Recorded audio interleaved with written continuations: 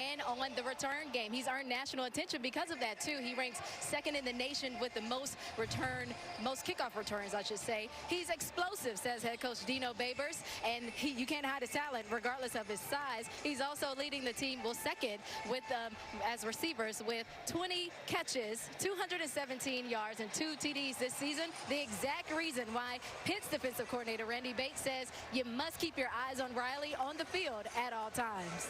Larissa, thank you. And also, this Syracuse offense averages over 44 points per game. That is tied for first in the ACC.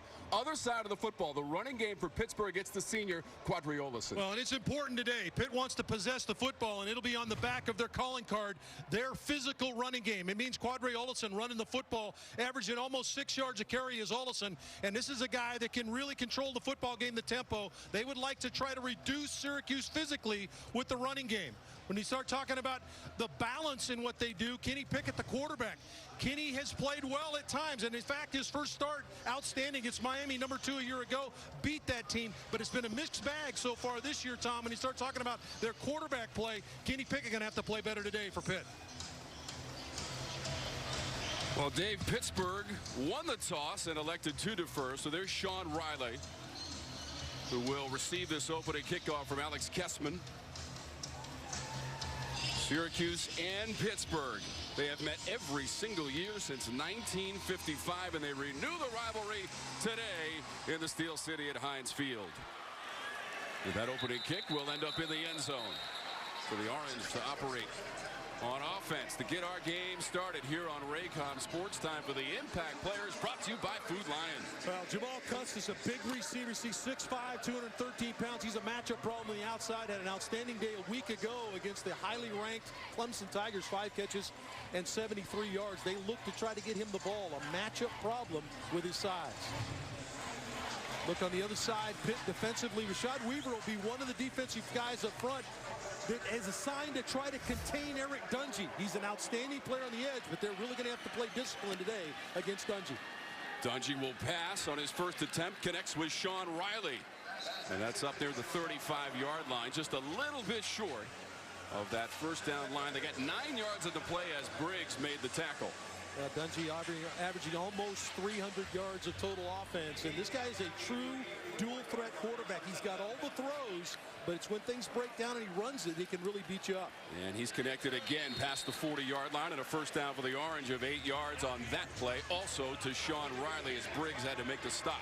Well, Larissa told us about Sean Riley and his versatility. We'll see him in some other roles later on in the game, but right now he's that slot receiver. He came in as the number 2 receiver on this Pitt team, and he's got outstanding versatility. Third straight passing attempt by Dungey up near the 40-yard line. And that is hauled in. Nykeem Johnson has the catch for the Orange at 19 yards. Again, Dungey throws a couple slot throws, then throws the back shoulder go route to Johnson along the sideline. This Syracuse team has been outstanding early in games and trying to do it again. From the 40 of the Panthers to the left side this time, and that one off of the fingertips of the intended receiver, Taj Harris. First incompletion of the game for Dungey. Spoke about that opening part of the game. You see that. Look at that. They put points on the board 4 of the 5 games. Only punted 1 time, and 3 of those times they put touchdowns on the board. That puts you in a real hole on the other side of the football if you're Pat Narducci. Third-year head coach Dino Babers watches Dungey on the run. And he will step out of bounds. There's not a lot of these for Syracuse. We were actually asking the Pitt coaches about the way they run Dungey. There's some design run. This time this was a design run, but its ability to drop and then create when things break down, I think they're most concerned about. 3rd and 3 for the Orange. Just 10th in the conference at 37% in this situation. Riley trying to get away from a defender, DeMar Hamlin, and a yellow penalty marker is on the field. Grab the jersey, Tom, and maybe save the touchdown. Pass interference. Defense. Number 3, 15 yards, automatic first down. You look on it right in here. There's the hole. Grab the jersey of Sean Riley. Again, Larissa Harris told us about how versatile he is. And Pitt was really concerned about where Sean Riley lines up and got isolated on the safety there. I think Hamlin saved a touchdown, Tom. Riley has a couple of TD catches on the season. They'll go to the ground with Mo Neal up the middle. And that's near the 15-yard line. 4 yards on the run by Mo Neal, the junior from Gastonia, North Carolina, with Hamlin on the tackle. Here's our Red Zone, brought to you by CPI Security, the official security partner of the ACC. The Orange with 19 touchdowns on the season in the red zone, and that percentage 6th best of the ACC.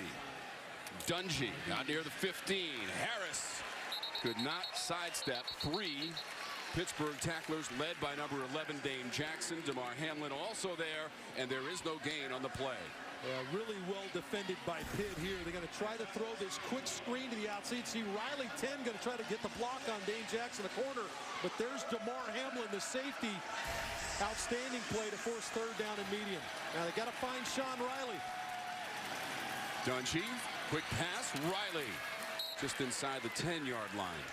Jazzy Stocker, number 7 on the tackle. Stocker makes the tackle right on the line, Tom. And he just did get enough. Riley lines up in the slot. That's a guy that they like to get the football to in these conversion situations. And it looks like Riley, he does. He has enough for the 1st down. 3rd down was an issue last Saturday at Clemson for the Orange. Just 3 of 15 on 3rd down in that close loss, 27-23 to the Tigers. This is Dungy, who will keep it and inch his way down to the 5-yard line. Just shy of it. He got 3 on the carry. One thing that Pitt's willing to do, Tom, on defense is they're willing to play man coverage on the outside, which means they can dedicate more resources to trying to get Dungy on the ground in the run game, meaning the safeties will come up and be involved at defending the quarterback run. 2nd and goal. Mo Neal. Neal trying to drag that pile down toward the goal line. They're going to mark him stopped at about the 1.5.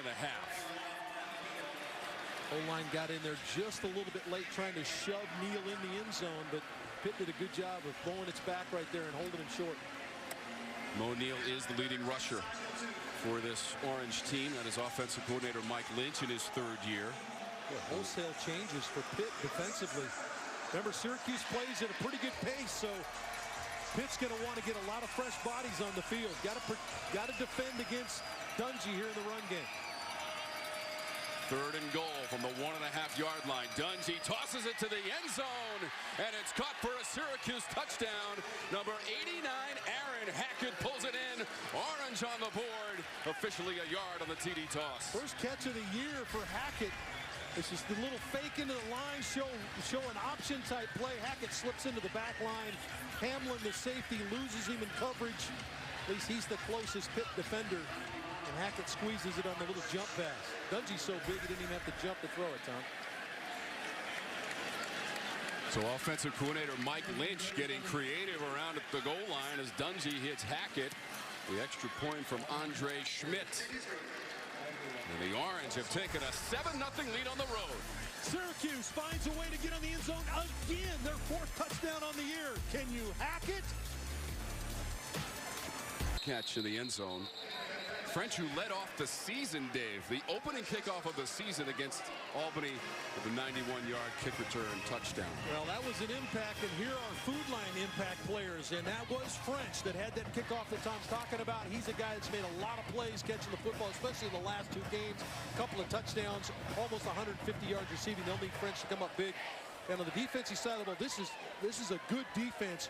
We start talking about Coleman. We start talking about Robinson up front, 2 big-time players on the defensive front that are doing an outstanding job. They'll need to be good today against this power running game. 81 degrees, light breezes as Pittsburgh has its first chance on offense. Pickett's pass up by the 35-yard line, and the catch is made by Shockey Jacques-Louis. One of these freshmen that have come in, Tom, that they're really excited about it. Jacques-Louis with the catch there. That was his 6th catch on the year, but they think he's blossoming into the next great receiver. And they've had some good ones here at Pitt now. This is a long line of torch carrying when it comes to wide receivers at Pitt. 9 yards on the previous play. Kenny Pickett, the sophomore from Oakhurst, New Jersey. Pickett connecting on 62% of his passes this season. Will hand it off to Qadree Ollison, and he's got enough to move those chains for the senior from Niagara Falls, New York. And what a poised and composed young man, Dave. We had a chance to spend some time with him yesterday. Yeah, really fun to talk to Qadree Ollison. We're going to talk about him throughout the day. Larissa, what do you got on Qadree Ollison? Well, when we spoke to Qadree Ollison yesterday, he told us that, you know, he was the vet, and the message to the younger guys is always to be ready. You never know when it'll be your time. You have to be ready, and it's patience is a virtue. He says trust the process. He actually didn't know that he would be ready mentally when it was his time, but now he is. Sure enough.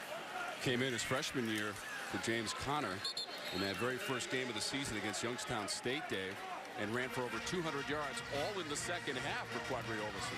207 yards against Youngstown State. He went on to become ACC Rookie of the Year that year.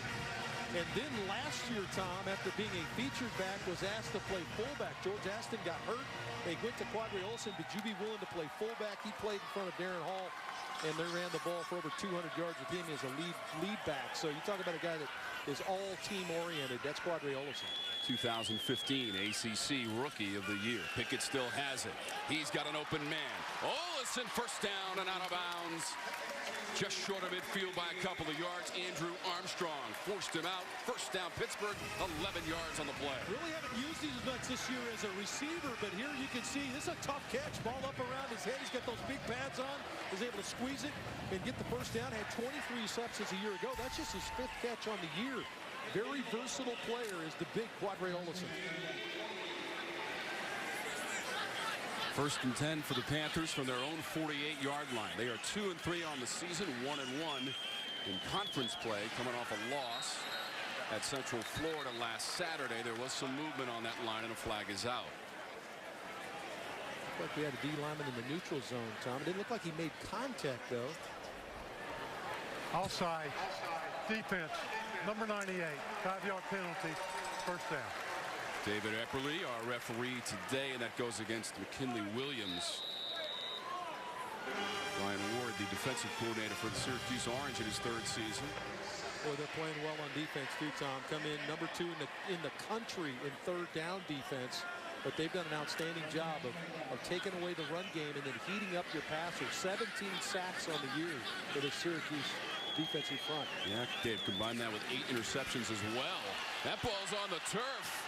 Syracuse tries to cover. It is Orange football. Tom, it's something Syracuse has done all year. 12 takeaways on the year. They're +8 in the giveaway takeaway. That's their 5th fumble recovery to team up with 8 interceptions. It's something they've done. You talk about defensive football.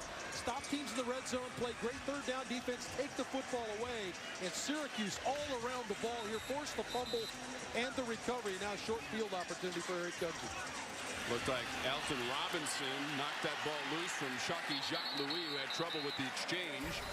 And then Andrew Armstrong for the Syracuse Orange. The junior from Youngstown, Ohio, covers up, and the ball is back to Syracuse. 4th in the country in takeaways. 13 now. Dungy's pass comes near side. Jamaal Custis diving for the catch, and 6 yards for Custis, the senior from Philadelphia, Pennsylvania.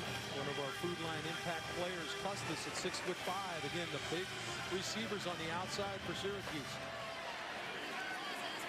Earlier this season at Western Michigan in a victory, 168 yards receiving for Custis, career high for him. Mo Neal has enough for a first down. Had to get inside that 32-yard line. He got 5 yards.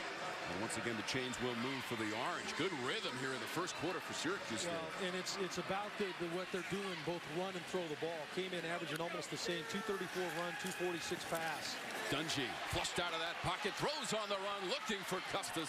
And it's too far for the 6'5" receiver for the Orange. Good pressure. Patrick Jones, the second, going to get a little bit of pressure. Number 91 is going to come off right there, but he got pressure through the middle immediately by Elijah Zeiss, the linebacker. Here's our 1st and 10 line, brought to you by Lending Tree, official loan shopping partner of the ACC. Dungy still with it. Dungy inside the 20. Room to run. Has a block and dragged down inside the 5-yard line by Jazzy Stocker. Eric Dungy got much more speed than you give him credit for. 6'4", 230-pound quarterback. Play fake and then takes off on the zone read.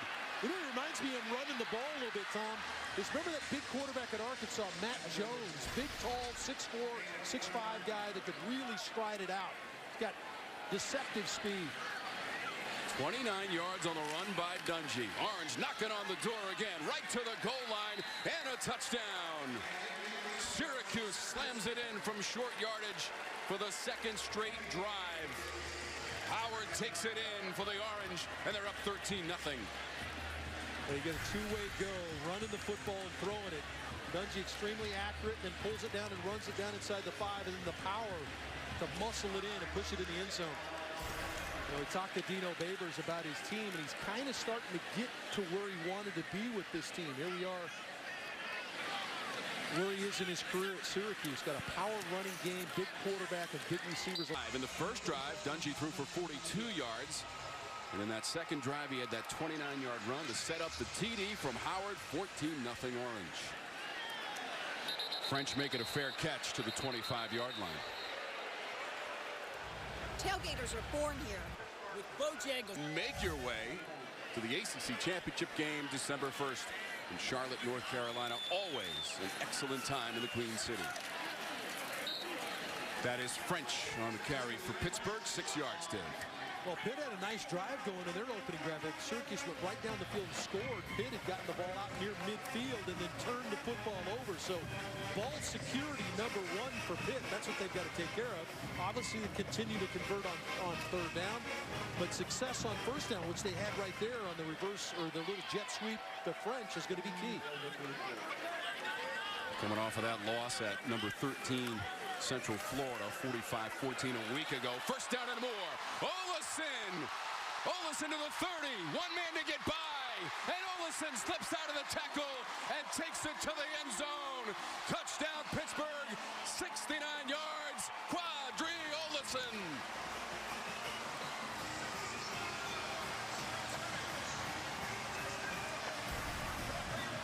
Here's that power running game coming right at you. Got a good block by Ashton, the fullback in front. And then Ollison got more speed than you think. At 6'2", 230 pounds.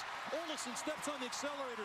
Tom, excellent patience by the big back there to let Ashton, his fullback, make the block. And then he springs in behind with a huge crease. 2 plays, 75 yards, 69 yards on the Qadree Ollison touchdown run, his 5th of the season. Pitt needed something, and they asked their big back to get it done from them, and they did. We'll be back after a word from your local ACC station. Fullback is going to lead up on the linebacker, Witten, and then there's Whitner, and then there's the run by Ollison right in that crease. Got a good block downfield from Butler Jenkins, the wide receiver, as well. So whenever you break off a big run like that, there's a number of guys creating a crease. And Ollison, with great patience, makes the play. 9:13 played in the first quarter. We've already got 21 points. How about 2 years ago, right here at Heinz Field? 137 combined points. James Conner getting in the end zone. Amba Adetawo in the end zone 5 times. Dave, the most points in the modern era in a football bowl subdivision game in regulation. Yeah, 20 touchdowns is a record. No field goals. A lot of tries for 2-point conversion. 1,312 yards. You and I sat right here and called the game. And we may be off to a similar way today. Those two guys, we talked to both those guys, and you know, Pat Narduzzi, he's a defensive coordinator by heart, and he says, hey, that's a good win for us, but I hated the defense. Ultimately a win for the Pittsburgh Panthers to close out the 2016 season.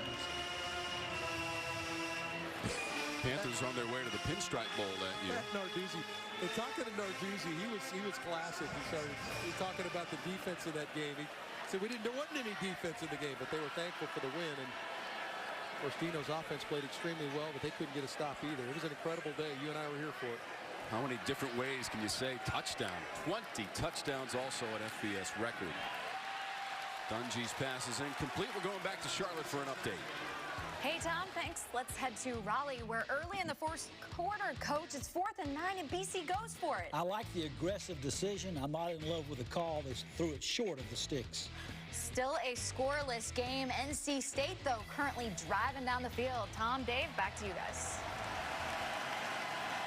That's a big game right there. Those two teams in the Atlantic battling it out.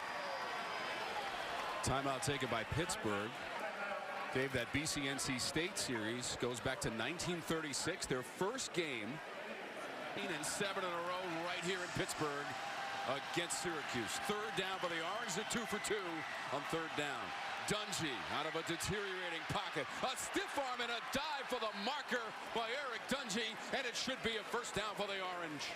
Well, Cam Bright, the freshman linebacker, is going to come up and try to make a play against this gigantic quarterback. But he's going to receive the stiff arm, and then Dungy's going to carry him for about 4 yards in the first down. Bright's actually in position to make that play, but Dungy just powers through for the first down.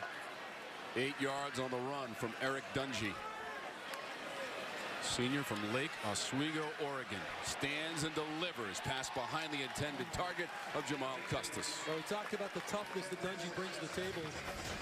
He plays with like a linebacker, and he's shown it throughout his career, much to the detriment of him sometimes. He's taken some big shots, but he has not shied away from trying to find a way to help his team win games. He is one of the tougher guys you'll see in college football playing quarterback. How about what he did at Western Michigan to open up the season, Dave? 200 rushing yards to set a school record for quarterbacks. Ball come out, no, ball's out. The ball is scooped up. Dane Jackson.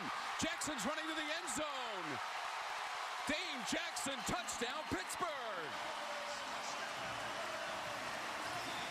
Well, Dungy trying to extend the play. Looked like his forward progress was stopped. There was no whistle. And give Pitt a ton of credit for raking at the football. Dungy stopped right here, but they continue to move. And Wirginis, the linebacker, Wirginis, 58's going to rake the ball out. No whistle, scraping for the ball. And Dane Jackson scoops and scores. We got a tie ball. We're an extra point away from a tie ball game, Tom. Excellent job of Pitt raking at the football. Wirginis, 58, the senior linebacker, going to rake it out. He can't get it, but Dane Jackson does.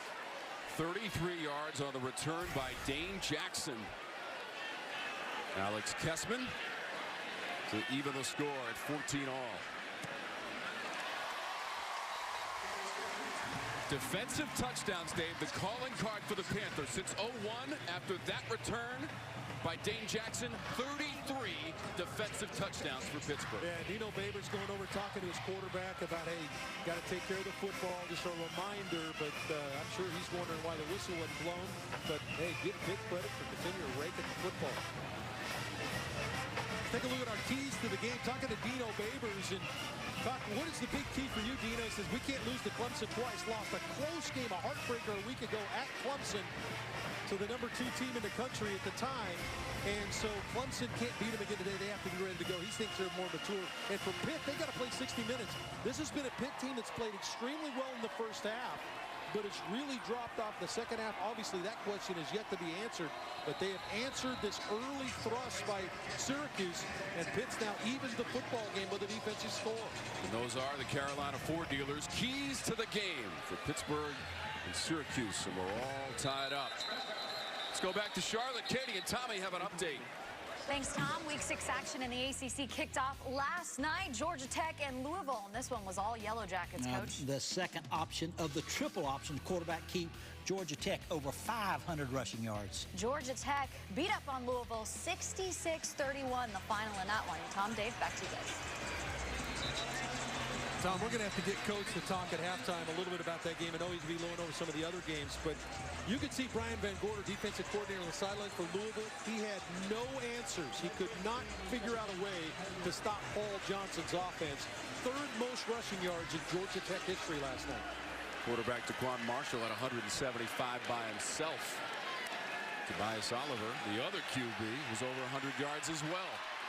What a night for Georgia Tech on the road as Dungy gets forced out of bounds.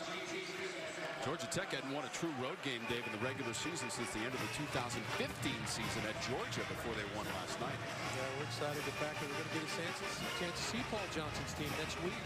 Here comes the time. Dino Babers wants his offense now to settle back in. You've moved the football.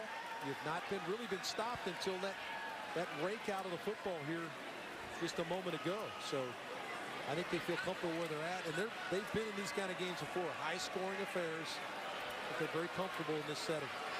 4 receivers set for Dungey on 2nd and short. His pass short of the 35-yard line and short of the first down. Sean Riley made the catch but paid the price. Damari Mathis at only 2 yards. Sophomore defensive back Mathis closes quickly.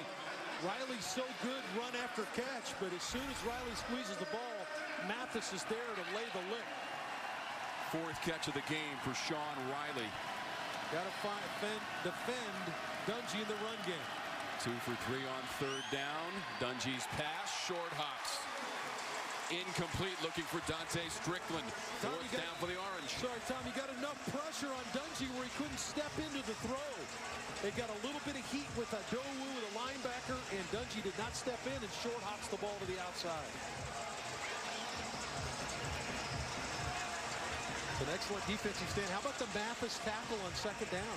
May be overlooked now when you start looking at that series of downs with Mathis making the tackle on Riley, force the 3rd down, and then you get the pressure on the quarterback. The Pittsburgh not an opportunity to have a Rougeau Lopes return a punt.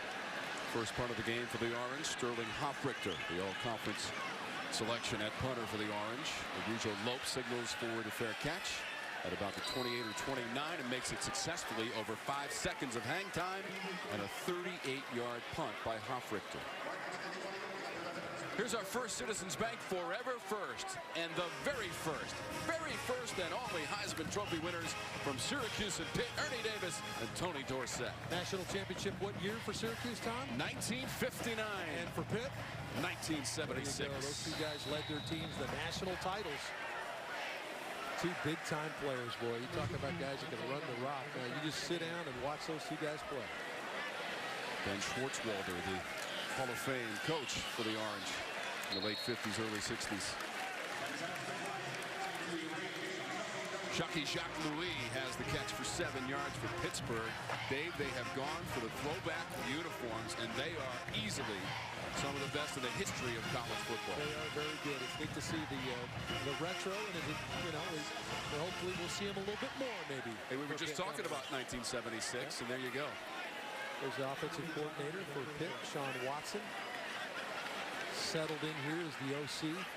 Done a nice job on 3rd down, as you can see, really converting. They've done it. The reason they're so good on 3rd down is because of how good he's been playing calls on 1st and 2nd down. This is Hall. He's got the first down near the 40-yard line as the Panthers continue to drive. It's 5 yards on the run for Darrin Hall, the junior from Youngstown, Ohio. How many teams have the opportunity to pull a Qadree Ollison off the field and put Darrin Hall in at running back? Not many have the quality at back. There's no step down when Hall steps in to run that power running attack. Hall had a monster day against Duke a year ago. 4 career 100-yard games in his career. They've got 2 quality big-time backs. Now, that Duke game a year ago for Hall included a 92-yard touchdown run, the longest in school history for the Panthers. We'll see the Blue Devils next week at Georgia Tech on the Raycom Sports ACC Game of the Week. Darrin Hall gets another chance and close to midfield for Hall. You wondered if this might be a problem a little bit for Syracuse, because a week ago, Clemson ran for almost 300 yards in that game, 293. Travis Etienne ran for over 200 yards and 3 touchdowns in that late win for Syracuse. And Pitt now starting to get their power running game going. And what this does is keeps that vaunted Syracuse attack on the sideline, and all the plays they like to run now eating clock and moving the football of the Pitt Panthers. Pickett used 9 different receivers last week against Central Florida. This one, he has to sail it into his own bench as the pressure was coming from the Orange. Number 55, Kendall Coleman, who leads the league in sacks. Well, we talked about Kenny Pickett off the top, and what an amazing first start. Yes, last year he gets on the field against number 2 Miami in their final game of the year. Has an outstanding day, ran for 2, threw for 1, was outstanding in that game in the upset. But this year it hasn't been quite the same. There's been a little bit of a mixed bag for Kenny. They'd like to get a little bit more out of the runs, more out of the pass game, as well as their run net. There's going to be a lot of opportunities for play action. Pickett clinched that win against Miami to close the season last year with a 22-yard touchdown run, 24-14.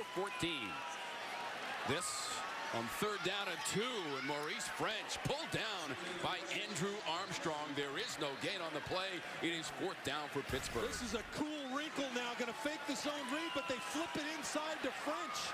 Outstanding job of Armstrong seeing the play, and really this is coaching. To have Armstrong ready to make that play, that's a real deceptive play, and it really hurt North Carolina 2 weeks ago. Not today. Armstrong all over it. Good job by Coach Ward and that defensive staff to have him ready for that misdirection. Riley is the deep man for the Orange. Christodoulou will do the punting for the Panthers. It's the redshirt freshman from Melbourne, Australia. Riley, who had the 69-yard punt return against UConn, will pick it up on the bounce at the 10, run away from some blue shirts, and then roll out of bounds near the 10-yard line. 42 yards on the punt. The return is just 1 yard, and Dennis Briggs has the tackle on special teams. All right, here's Know Your Score, brought to you by Lending Tree. So let's go around the ACC day. Well, we talked about Georgia Tech. They laid the wood last night. NC State, Boston College, big game in the Atlantic. Another big game in the Atlantic as Clemson goes and visits Wake Forest. Obviously, the great matchup between Miami and Florida State. Miami heavily favored in that game for the first time in a long time. And then, of course, the nightcap. How does it get any better than that? Notre Dame travels to Lane Stadium. Get ready. The Hokie fans will be charged up for the Irish. Hokies won in South Bend, 2016, 34-31. First trip to Blacksburg for the Irish, and that pass is incomplete, and that is the final play of the first quarter as Johnson could not handle it. What an exciting first 15 minutes. A couple TDs for the Orange and a couple for Pittsburgh. Points aplenty in the Steel City. Praise for education. To learn more, visit nclottery.com. Expect the Syracuse to have more plays than Pitt. That certainly played out. But both teams have moved the ball offensively, and the 2 turnovers have led to scores for both teams. So tied up at 14 as we start quarter 2. That fumble recovery was by Dane Jackson. 35 yards on the return for the score, and a penalty marker on the field. Okay, number 17. Half a distance to the goal. 2nd down. Custis flagged for the infraction. Syracuse has sputtered here a little bit offensively, Tom. The last couple of series. Give Pitt credit, obviously, defensively. Dungey got to get his feet set, throw the football. But they're challenging. They're up in the faces of the receivers. Dungey completed 7 of his first 8 passes, just 1 for his last 6. Dancing in his own end zone, straddles the goal line, throws into traffic and incomplete as Dane Jackson stepped in front of the intended receiver. Yeah, good play by Dane Jackson to find a way to stay on coverage. Whenever a quarterback scrambles, very difficult to maintain the man coverage, but Dane Jackson does an excellent job of staying in position. This is his 21st start. Looks like there's going to be an illegal man downfield now, another penalty potentially for Syracuse. I would think that you'd get them backed up pretty good. I don't think you would take this one, take the play. Ineligible downfield. Offense number 63. The penalty is declined. 3rd down. Had time, but then gets pushed out of the pocket. Now buys some more time. This is where Dungey's extremely dangerous. Look at Dane Jackson undercut the throw, and he'd probably be the first guy to tell you he should have picked it off. But really good coverage by Dane Jackson there. And now they've got Syracuse backs against the wall deep in their own territory. 3 for 4 on 3rd down. Eric Dungey, who for the season averages over 200 yards passing, that is 5th in the conference. He will throw this one, but that play is right along the goal line. Mo Neal made the catch. Jason Pinnock made the play. And the indication is safety. No. They're going to call it safety, but he catches the ball at about the 1-yard line, is pushed back in the end zone. So I think they'll review this. But it's a heck of a play by Pinnock. They're going to try to get the ball out in the flat to the running back. He's definitely out of the end zone. There's no way he's in the end zone. Gets pushed out of bounds, pushed back. That ball will be spotted around the 1-yard line.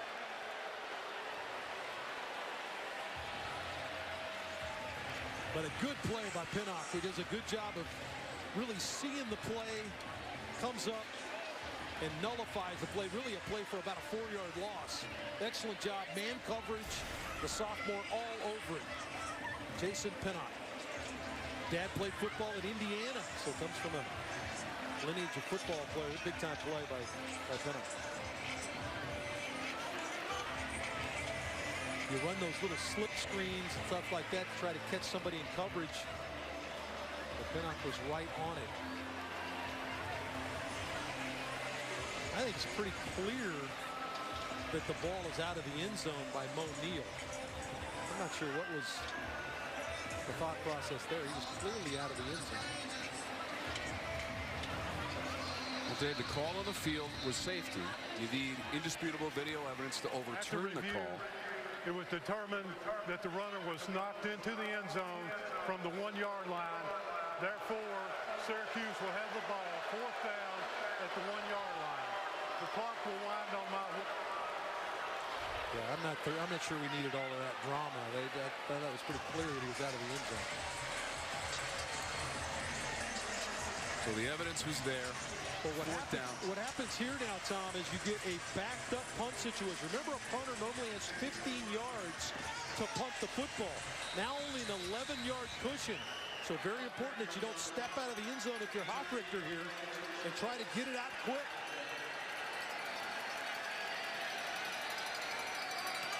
Hofrichter able to get it away. Very high. And taken on the fair catch by Arujo Lopes inside the 35-yard line. 33 yards on that punt for Hofrichter. Get in the game with the ACC quarterback. Field like this, like to take a shot. Let's see if they will. They're going to run it. Ollison right side. 2 yards on the run from Qadree Ollison, who has a 69-yard touchdown run that came in the first quarter to open the scoring for the Panthers as he broke a couple of tackles on his way to the end zone for Pittsburgh. Well, defensively, Coach Ward will treat this as a sudden change situation, meaning almost like a turnover. They've got their backs against the wall defensively, and for Pitt, you've got to really cash in these short field opportunities. 2nd and 9 for Kenny Pickett and the Panthers. Ends bend, and they collapse on Pickett. Alton Robinson, the junior, loss of 8. 5th sack of the season. Well, Robinson's going to come from the outside right out here, going to come around the edge. Now, this is a team that has 17 sacks coming in. That's 7th best in the country. 2 guys in Robinson, Coleman, 55, that have harassed quarterbacks all year so far. And they do it again here. A big moment defensively to force a 3rd and long by Alton Robinson. It is a loss of 7, and now a light drizzle starts to fall here at Heinz Field. Opening moments of this second quarter. Out to Ollison. Trying to create some space and can't do it. Can't get by Christopher Frederick, number 3. In white, blue, and orange, it is a short gain for the Panthers of 4 yards. Well, this is one of those kind of in-between situations. I was watching the kickers today, and this is maybe beyond the range based on the way the conditions are today. A little bit of a wind coming in off the rivers. And this is going to be a 54-yard attempt, huh? His career long is 56 yards, but he hit that in the dome last season against the Orange in a 3-point loss. 54-yard attempt with a light drizzle for Alex Kessman, the sophomore. On the way. Kessman connects. No range problem there. 54 yards for Kessman. That would have been good from 64. Boy, he hit that really well. And Pittsburgh has taken its first lead of the ball game. Got a short field opportunity. The new women's head coach and our broadcast colleague at Raycom Sports, Jason Capel, on the staff for his brother Jeff this season. Yeah, I think there's a lot of energy behind both the women's and men's college basketball here with some of the changes. I think we're pretty excited about the season. Jeff actually hit a half-court shot at the event. Isn't that kind of in his background? It is. He hit the long-range shot, and he won. He did one kind of against the arch rival one time, didn't he? He did that in a Duke uniform. He won some prizes for some of the students who were on hand to get the basketball season rolling. 1995 Duke in North Carolina. Jason went to North Carolina and went to a Final Four. as a member of the Tar Heels basketball program. They are united on the basketball staff, and we look forward to covering their games this season as well. Today it's Pittsburgh football against the Syracuse Orange. We're so glad that you have joined us. Tom Werny, Dave Archer, Larisha Harris here at Heinz Field, which opened in 2001. That's the last time Syracuse won here. Back in 2001, as Dungy has the carry. In 01, the Orange won 42-10 in the first year of Heinz Field. It's a little short, Tom, with Dungy carrying on a design run. 3 for 5 on third down in the game for the Orange. Both linebackers look like they want to come against the run. Let's see what the change was potentially in the play call. We're going to have the first down with Mo Neal. He's out near the 35-yard line. Got 5 on the run for Neal. Out at the edge. The linebackers trying to flush up in the middle and do a good job of crashing down, pushing everything down to the inside, and then Mo Neal steps around that for an easy pickup on first down. Good recognition by the offensive line. Dungy. The long ball is not on target to Custis, as Jason Pinnock was back there with Jamaal Custis. Talking to Dino Babers, the way he's tried to ultimately build the Syracuse offense was big receivers on the outside, which he has now, and then you want to center it around a power running game. People think they just throw it, but they want to run the football at Syracuse. They will run it in this instance. Again, it's Mo Neal. It's 5 yards. Now, you got to have a guy that can do a lot from a quarterback position standpoint, and this guy's as good as it gets. He's tough as nails. He's got a big arm. We've already seen that. We've seen the physicality of his run game, but he's got a sense of urgency. He realizes this is his last time to go around with Syracuse and an opportunity for them a chance to win. He's got him at 4-1 trying to get a W today. That is the steel tools of the game. Dungy's pass caught by Riley, and that's going to be a first down at the 45-yard line, just enough to roll those chains for the Orange. Yeah, his trusted Sean Riley. Larisha told us how dangerous he is. An outstanding job of catching that football. I think the fans are a little upset at where the ball was spotted. Dungy threw for 365 yards a season ago in the win, but this one is an interception. Amir Watts has it. You never see guys that are lined up in the line of scrimmage, and Amir Watts is going to drop out of the line of scrimmage to make this play. You never see those guys. Those are in your eyes. You look at Pitt's defense and how they've made plays today. Mathis with a big tackle that kept them for a first down. Virginis with the strip. Dave Jackson scoop and score. And how about the big play to keep Syracuse backed up? And then Amir Watts with a monster play by a big body guy at 300 pounds. Watts has an interception. Let's go down to Larisha for more on the defense. Well, when I spoke to defensive coordinator Randy Bates, he told me that one of his motivational tactics was to get his guys to be aggressive. He said, it's going to eat. Don't worry about missing a play. Instead, focus on making a play. And to do that, he also allowed his guy, well, he brought in dog bones and kind of pumped them up using the dog bones. Well, they are definitely eating right now. They didn't eat early, but their defense is eating here in the second quarter. And they did an excellent job on this play. Remember, short field opportunity. Had one earlier. Had them backed up. Had Syracuse backed up. Got a short punt. Could not cash it in. Now they go back to their power running game behind a block of Ashton. And they've got 2nd and 1 here. You've got to cash in, Tom. When you get short field, and I mean half the field is what they've got here, got to cash this in. Hall is the running back to the left of Pickett.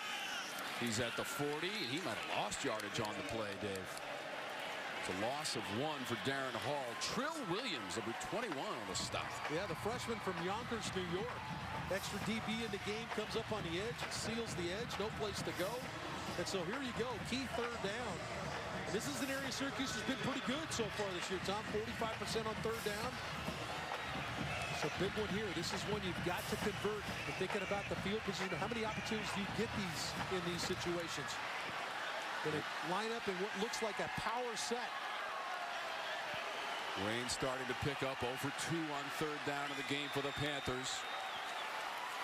Pickett has it. He's pursued. Gets rid of it. It is caught. George Aston very close to the line. Well, it almost looks like Tyler Sear, the tight end, is the guy that's going to make the hit. Here's Alton Robinson, has a sack on the day, trying to get in the face of Pickett, lay it off to his trusted Aston.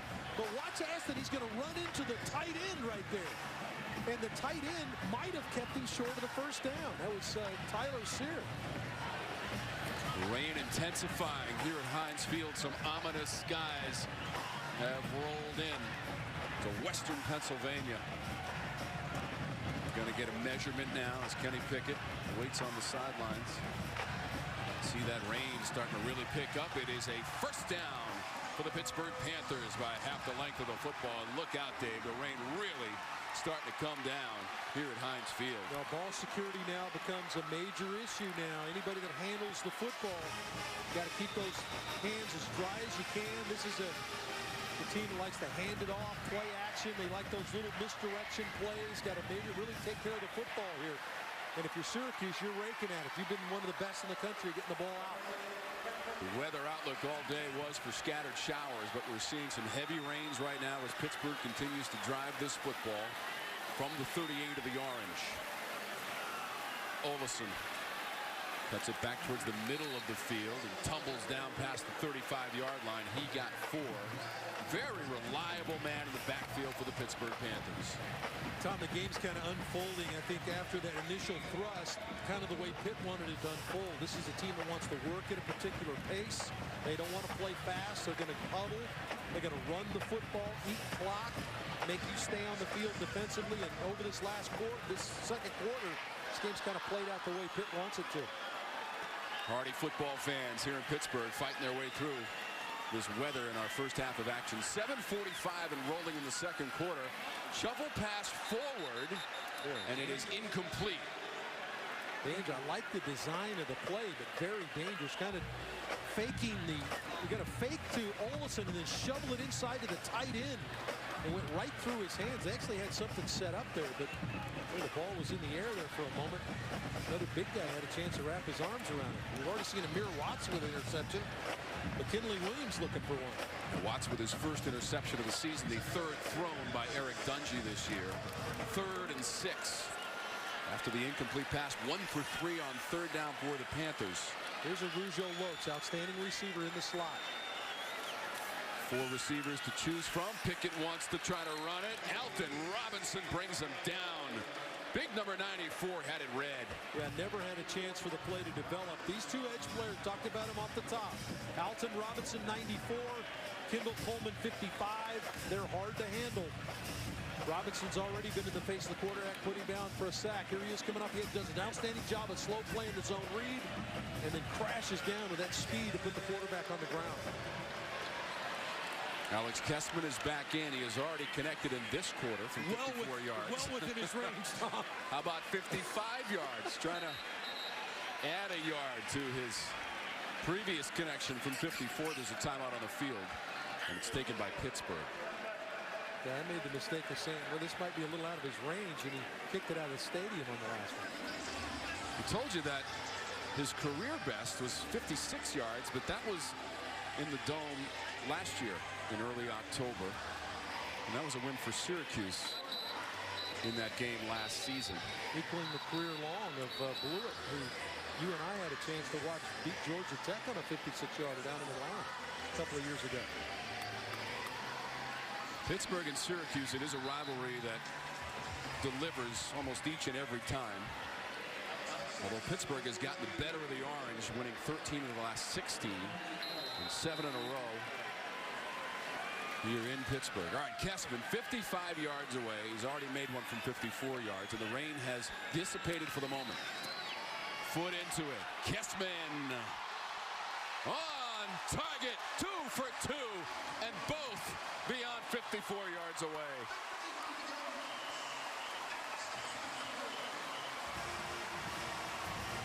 Well, Pat wants touchdowns, but he'll take a Kessman field goal. That's 2 in a row, and Pitt leads. The lead and a couple of long-distance field goals from Alex Kessman. Yeah, and give Pitt's defense a ton of credit. The team that had come in a little bit maligned defensively has found a way to get some stops and present some opportunities and created points themselves. Dane Jackson with the touchdown on the scoop and score. Watts gets the interception to give an opportunity, again, a short field opportunity. Now, Give Syracuse a bit of a credit. They have had their backs against the wall the last 2 series defensively. The ball's been taken over in their territory, and they've only given up 6 points, 2 field goals. Those 2 field goals from 54 and moments ago 55 yards away from Alex Kessman. There is no return on this kickoff. So we'll step aside for just a moment. We'll be back after a word from your local. Syracuse with the football. Second level ball on the turf. As that one came out of the hands of Dante Strickland, it appears that he has recovered his own fumble. Boy, that was fortunate for Syracuse. Ball going to come out. Excellent job of hitting the crease. Big hit by Garner. Garner, the sophomore safety, comes up and makes the hit, and somehow Strickland gets back on the football. Pretty good hit there by Garner, the safety. And he got 13 yards. Strickland once again will carry for the Orange. Short of the 45-yard line, Sean Idowu on the tackle. Well, Eric Dungey started very hot, 7 of 8, but has not been very good since. Just, 3 of 11 his last 11 attempts, and you see a ball on the ground and throwing one to the other team. So Dungey going to have to get it going a little bit, trying to get it done behind this power running game for Syracuse. Told you that Dungey had a huge game last year against Pittsburgh, as this one is complete near the sideline of Riley. Last year, Dave, Dungey threw the ball 39 times in the win at the Dome against the Panthers, completed 33, and threw for 365 yards, 2 TD passes, and a rush TD. Yeah, different circumstances today with it raining off and on, with the ball on the ground. It's going to be tough to grip the football.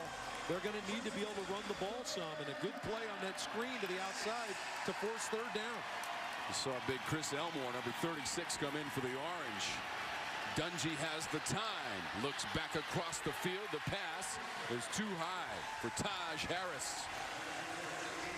Well, good protection to give Dungey an opportunity, but excellent coverage downfield. Just plaster coverage by Pitt with their man coverage down the field. No place for Dungey to throw it. Boy, after those 2 drives to start the game for Syracuse offensively, this Pitt defense is really locked down.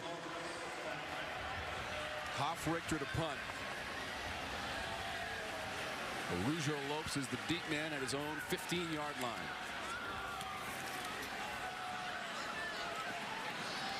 At the 20, and a Panthers represented by a fumble return by Dane Jackson of 35 yards, 7 of those points.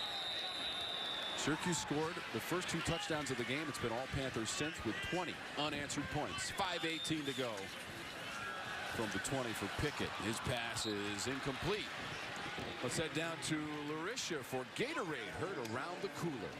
Well, Kylan Whitner, one of Syracuse players, he has a weekly segment where he interviews some of his teammates. His segment is called What's Up, and they just talk about different things, you know, certain stuff that they have going on. We saw Cam's Cam before from Cam Franklin, and then we saw Z60 with Zaire. So it's a weekly thing. It's a tradition with the various linebackers, and again, this year it's with Kylan Whitner. Yeah, Kylan Whitner, this is his 40th game as one of the Syracuse Orange. He leads the team in tackles. Outstanding kid. Ollison on the carry. I've seen a couple of those segments with Kylan Whitner. Zaire Franklin did it last year, and Whitner has some serious interviewing skills. But you would expect that from a Syracuse student, Dave. Really? With its prestigious broadcasting school. You're gonna say that? Where'd you go to school, Tom? Full disclosure, class of '91. Yeah, outstanding. Boy, we've got some great guys that have come out of, including yourself, have come out of Syracuse, and certainly the broadcasting skills of those that come out of there, outstanding. Maybe Kylan Whitner is the next one, after he has an NFL career, maybe. Could be. 1 for 4 on 3rd down of the game for the Panthers. 3rd and 7. Pickett spins away, but right into the clutches of the Orange. Couple of players are there to combine on it. Whitner, we just talked about him. Hey, wits up as they fence in Kenny Pickett. Well, Whitner's going to come on the blitz through the middle. He's going to force Pickett off his spot, and that's the wrong guy to run into on the outside. They've got edge rushers that can really create some problems, but a nice job by Whitner to time up that blitz, get in the quarterback's face, and disrupt that play on 3rd down. That was a loss of 11, so Kirk Christodoulou, the redshirt freshman from Australia, will punt about 3 or 4 yards deep in his own end zone with Sean Riley waiting at the 45. All of a sudden, we've got bright sunshine here in Pittsburgh. From the 40-yard line, upended O'Neal as he went airborne. That punt was 58 yards by Christodoulou. The return, 18 yards by Williams. Now let's test your knowledge with today's Aflac game trivia. Who holds the Syracuse career quarterback rushing yards record? We're back in a moment with the answer and the duck to answer your Aflac trivia question. Well, we know Dungey can run it. We talked about it off the top. He comes in with 15 career rushing touchdowns, averaging almost 6 yards a carry, but he's not the answer to the question. We'll get to it in a moment. Dungey's got over 1,600 career rushing yards. He is way short of the record held at Syracuse. Dungey is second, though, in school history. Has to run away from the defense. Turns the corner, and Dungey scampers out of bounds right at the 40-yard line of the Pittsburgh Panthers. He's one of those guys, Tom, that you think, okay, we're close enough, we're going to get him on the ground, and he has a great feel for when to get out. And again, that's one of those plays where you feel like you've kind of got him dead to rights. He's going to be on the ground. He's able to scoot out of there and get something out of the play. Now, you don't want your quarterback. If you're Dino Babers, you prefer to see him sling it down the field, but Pitt's doing a good job with coverage downfield. 8 rushes for 55 yards for Dungey. Tosses this one underneath Johnson. And he's close to another Syracuse first down as Dennis Briggs made the tackle. Well, the only way you can get into what Syracuse wants to do from a tempo standpoint is you have to convert. You got to get first down. So that one's close enough now where they can jump up, and I would assume that this is Dungey leaning forward. Third and short. Dungey to the 30-yard line and a first down for the Orange. He got 3 on the play. Now Syracuse will want to jump into a little bit of tempo here. Now they are substituting, which is going to allow Pitt to substitute somebody in as well. In comes Chris Elmore, who essentially is an offensive guard playing fullback. Number 36. The Orange now 6 for 9 on third down. Right through the middle, Strickland. And close to the 15-yard line as Briggs had to halt his progress.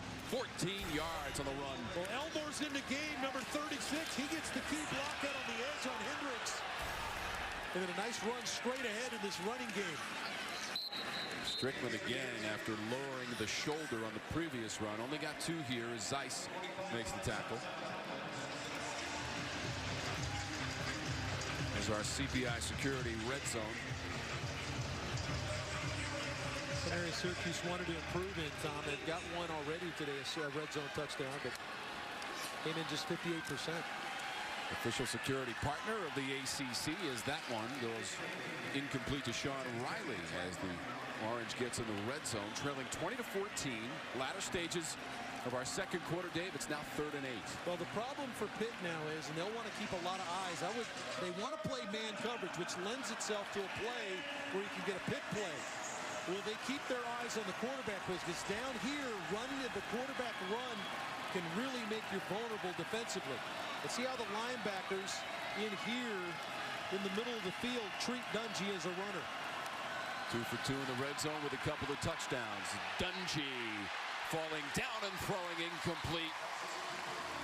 He had to hop out of that pocket as it crumbled around him. Patrick Jones, number 91, is going to get on the legs of Dungey. But again, good coverage because Dungey's got enough time. But 91 Jones wraps him up, forces an errant throw and a field goal opportunity. So nice stop for Pitt, red zone defense. Andre Schmidt is going to come in. He is 13 of 14 on field goal attempts and made 3 against the Clemson Tigers last week in the upset bid for the Orange. This will be from 33 yards away. Again, only 1 miss on the season. From 33 yards away for Schmidt. And he knocks it through. He's now 14 of 15 on the season, and both of those numbers lead the ACC. So the Orange able to get 3 out of that one, and we're going back to Charlotte. Thanks, Tom. Coming up on our Raycom Sports Halftime Report, we're going to talk about what we saw last night. Coach, that Georgia Tech-Louisville game surprised you. What we saw last night was a clinic on how to run the football at Georgia Tech. 542 yards, the 3rd most in school history for Louisville. How not to defend the option. And we will also cover all of the early action today in the ACC. Lots of highlights coming your way at halftime. For now, though, we'll send it back to you, Tom and Dave. Katie, we look forward to halftime with you and Tommy in Charlotte. Just a three-point game now, 20-17 after the field goal from 33 yards away for the Orange. Once again, our Aflac game trivia. Who holds the Syracuse career quarterback rushing yards record? It is Bill Hurley, 2,551 rushing yards. He was the quarterback from 75 to 79. Did you know that? Did you have that one down? Absolutely did. Okay. Last time we were up there, I didn't see a picture of Bill Hurley, or a statue of Bill Hurley by Ernie Davidson. How about our production staff getting that shot of Bill Hurley, the all-time leading rusher for quarterbacks in the history of Syracuse University? Dungy is second, but well behind Bill Hurley. Yeah, what an outstanding career in the late 70s for Bill Hurley.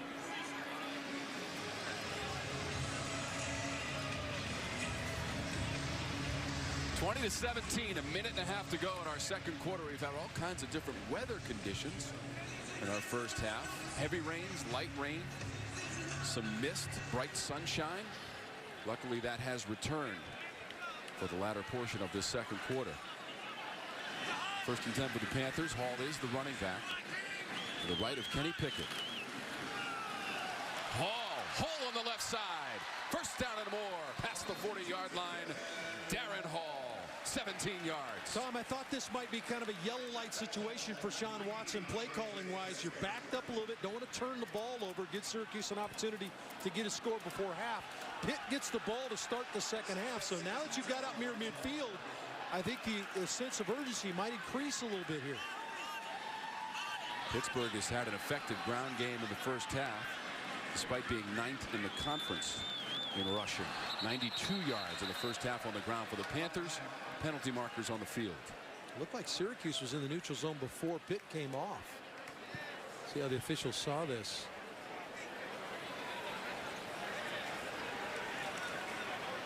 David Epperly is our referee.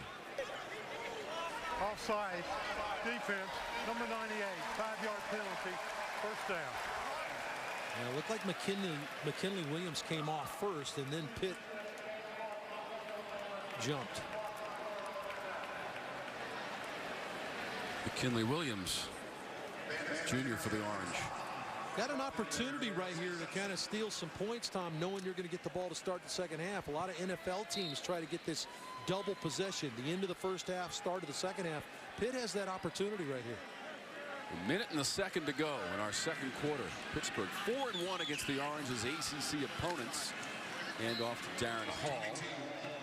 That's just a yard as Guthrie makes the tackle. 41 in white and orange and blue.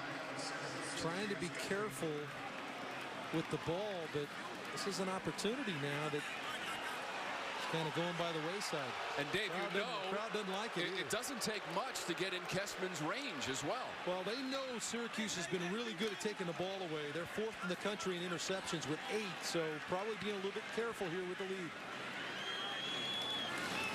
Pickett, sideline. French goes up and gets it and dances down near the 20-yard line. He beat Christopher Frederick in that secondary for the Orange. This is a perfect throw because French does not save any room along the sideline, so the ball has to be right on the money for Pickett. Outstanding throw and a big-time catch by French. 32 yards on the collaboration from Pickett to French.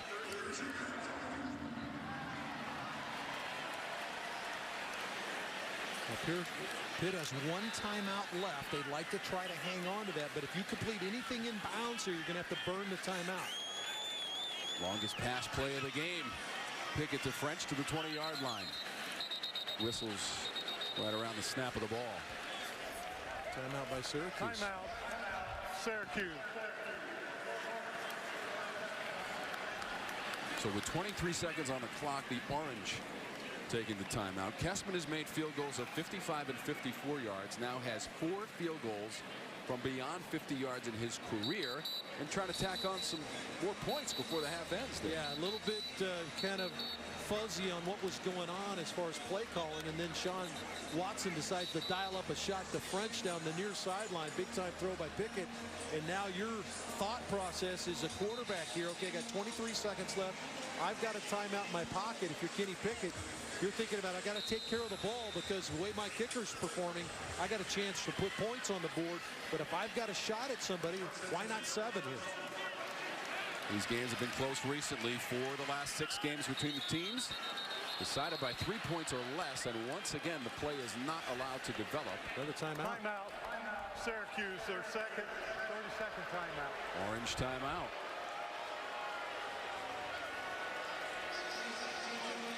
Here's our ACC standings brought to you by PNC. Make today the day with the Tigers still undefeated and on their way to Wake. Big battle going on right now between NC State and Boston College in the Atlantic. Syracuse sitting there waiting, poised to try to make a jump. Clemson, of course, we know on top. Pretty good race there. Virginia Tech takes on Notre Dame tonight. Won't have any effect necessarily on the conference. Miami with a big game against Florida State, the traditional rival. Georgia Tech's got one in the pocket already. Pitt trying to climb back up in the mix by getting a win. And of course, we get a chance to see Georgia Tech in that vaunted attack against that really good Duke defense in Atlanta next week. We are on our way to Bobby Dodd Stadium. We'll start at noon with the ACC Blitz, powered by the 2019 Ram 1500. From the 20-yard line after a couple of Syracuse timeouts, Pittsburgh 1st and 10. Down near the goal line. It is intercepted in the end zone by Frederick. Boy, exactly what Pat Narduzzi did not want. Don't take points off the board. Tried to push it in again against Frederick. Frederick came in with an interception on the year. That's the 9th interception for the Syracuse secondary. Watch Frederick and French fighting down the sideline, and Frederick wins it for the pick. Watch him locate the football, Tom, with his eyes, so the incidental bumping between he and French go by the wayside. He's allowed his space to the inside, and once again, Frederick really disallowed French to get up the field and save any room to throw the football. Outstanding play by the junior corner. And Dave, the way Alex Kessman has been kicking today, Dino Babers might have saved 3 points right there as he got the interception. Yeah, no question about it. That was the one thing you had to have in your mind as a quarterback. And again, Pickett, the youngster, sophomore, must take care of the ball in that situation. Frederick with the play for Syracuse. As Dave mentioned, his 2nd interception of the season. Syracuse is not going to leave any timeouts on the board. They're going to use them all. Can't take them with you, Tom. Pittsburgh still has 1 remaining. 17 seconds to go. Where the Allegheny meets the Monongahela to form the Ohio River, we are here at Heinz Field. The last time we were here, 2 years ago, the teams combined for 137 points, the most in the modern era in regulation of the Football Bowl subdivision. And how about comparing it to 2 basketball games leading up to that football game, where we saw 137 points. Syracuse and Pittsburgh could not combine for 137. They got 133, Dave, on the left, 118 on the right, and Amba Edatawo. He had 10 threes. He beat the high scorer, Jamaal Custis, in both games. Yes, he was hot from beyond the arc. School record 10 threes for 30 points. It was a school record, 5 TD receptions. He had 5 TD receptions in that game. And you and I are still breathing hard calling that game. Amazing. 2 years ago. Look at that. Amba Edatawo just scored another touchdown. Not really. This is Dungy. I think they're just trying to... Yeah, a little surprised. Kind of dodged a bit of a shot there at the end by Pitt that you might just go into the locker room, but they're still trying to sling it with Dungy. That'll be it. Yeah, Weaver just picked up his 2nd sack of the season as Dungy ate that one and lost 3 yards, and that'll do it in the first half. A high-scoring first quarter. Things slowed down a little bit as the rain came down here at Heinz Field, and the Orange will go to the locker room, trailing the Pittsburgh Panthers 20-17 as we go down to Larisha Harris. Coach, you had that 14-0. You were trailing 14-0. Syracuse had the lead. Then you guys came back. Defense making big plays, had that interception and the fumble recovery. Your evaluation on the comeback. 2 interceptions. Kids, I mean, when adversity strikes, what are you going to do? And our guys, didn't phase them at all, which is, tells you the character of this football team. We came back. We got the lead at half. We still got 30 more minutes to go. Looks like we might have a little lightning in the air. We might even have a more than, a little longer halftime. So we got to get ready to go. You have the ball coming back in the second half. How do you keep that momentum going? We got to run the football, period. They got a great pass rush going. We got to run the football. When we got short field, we got to come away with touchdowns, not field goals. It hurts us when we got, 2 sudden changes. We got the ball in their territory, and we come away, 53 to 55-yard field goal. Great for our field goal team and field goal kicker, but we got Ollison in the first half. They have right around 100 yards of offense. Got to find a way to keep it mixed up so Syracuse doesn't have an idea to zone in on that power running game.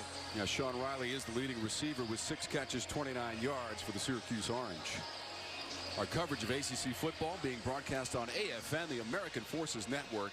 We welcome the men and women of the U.S. Army, Air Force, Navy, Coast Guards, and Marines stationed around the world.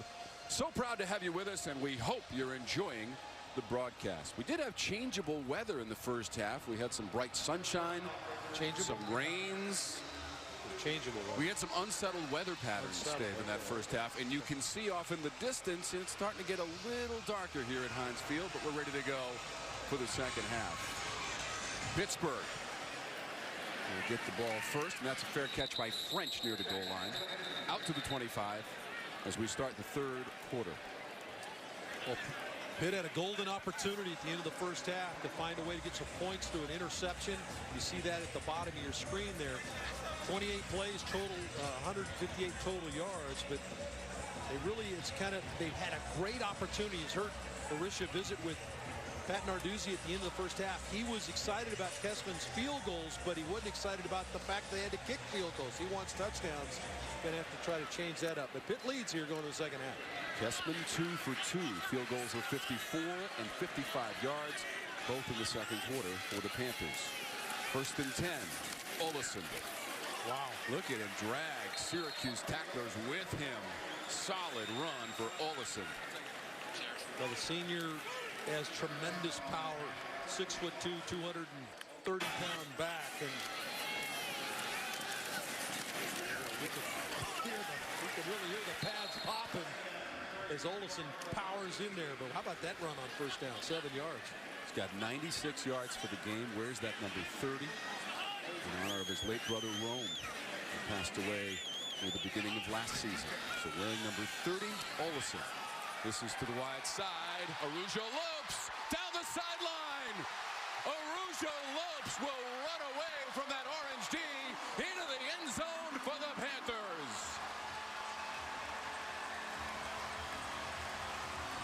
Well, Tom, it all starts because they ran the ball on first down for 7 yards. So now Syracuse got to stop the run.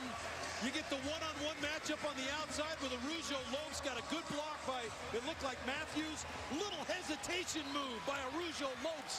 Gets him down the sidelines. And boy, Pitt, if it was ever a team that needed to get a score in the second half, it was Pitt. 68 yards on the pass play. Rafael Araujo Lopes, the senior, hauling it in and doing the rest. I'm going to take a look at this play time to see if Araujo Lopes potentially stepped out of bounds. If it stands, it would be his 3rd receiving touchdown of the season. Got a great look for you right here. Araujo Lopes going to hesitate just a little bit. Oh, he's not even. No, he's in bounds. That's a touchdown Pitt. Don't you think, Tom? What do you need, Tom? As we look at the evidence, you must have indisputable video evidence, and the call on the field, Dave, is touchdown, a career-long touchdown reception for Araujo Lopes of 68 yards. I don't think there's any question. He's coming back onto the field, so everybody has to crank it up again. Here comes the orange. Eric Dungy and the orange back onto the field. And so for the official word on all that has gone on over the last couple of hours, we go down to Larisha Harris. Well, as you guys stated, the rain really started coming down at the beginning of the third quarter. But prior to the game, we were warned about potential rain coming through, and it did exactly that. The rain came down, lightning delay happened. We were actually in that delay for about an hour and 8 minutes. As you said, Tom, 2:17 was the delay time. Well, the team players came back out at 3:13 now. Kickoff getting ready to go at 3:25. As far as the field, the drainage is really good, and there's no concern. So we should have a good ball game as we get ready for kickoff. I think Larisha, I think the Weather Channel's calling. Larisha, good job on keeping us up to date with what was going on with all the weather. It's the second time Larisha's done that here on Raycom Sports this season. We had a long one down at Florida State, so she's earned her stripes. So here are the particulars. Play should resume momentarily. A delay of just over an hour. There was some electricity in the area. And as we resume, it will be 73 degrees. And it appears that the rain has given way to bright sunshine. The unsettled weather patterns have moved off to the east. And we're ready for more football. Dave Archer, so great to be with you, along with Larisha Harris. I'm Tom Wormy. Well, when you take a look at this delay, Tom, it'll be interesting to see how the veteran players have kind of kept the younger players intact and kind of keep their minds on the game, because you can wander a little bit off the field for an hour. Where is your focus? Got to dial back in, because it's not like you got 60 minutes of football. Syracuse is trailing here by 10. They've got to lock in right away. In fact, they need to lock in on this series to get themselves back within a score. 1 hour and 6 minutes of a weather delay. 1st and 10 from the 25 for the Syracuse Orange. Mo Neal back to the left of Eric Dungy. Modest gain for Neal, taken down by Rashad Weaver, who had a sack in the first half. Yeah, his second of the season. Weaver third on the team in tackles. You don't normally say that about one of the defensive end. Nice job. And he just let him know that, hey, this is our yard. A little drag of the knee. Dungy's pass. Looking for Riley. A flag came out. Riley was the intended receiver. Damari Mathis was there, incomplete.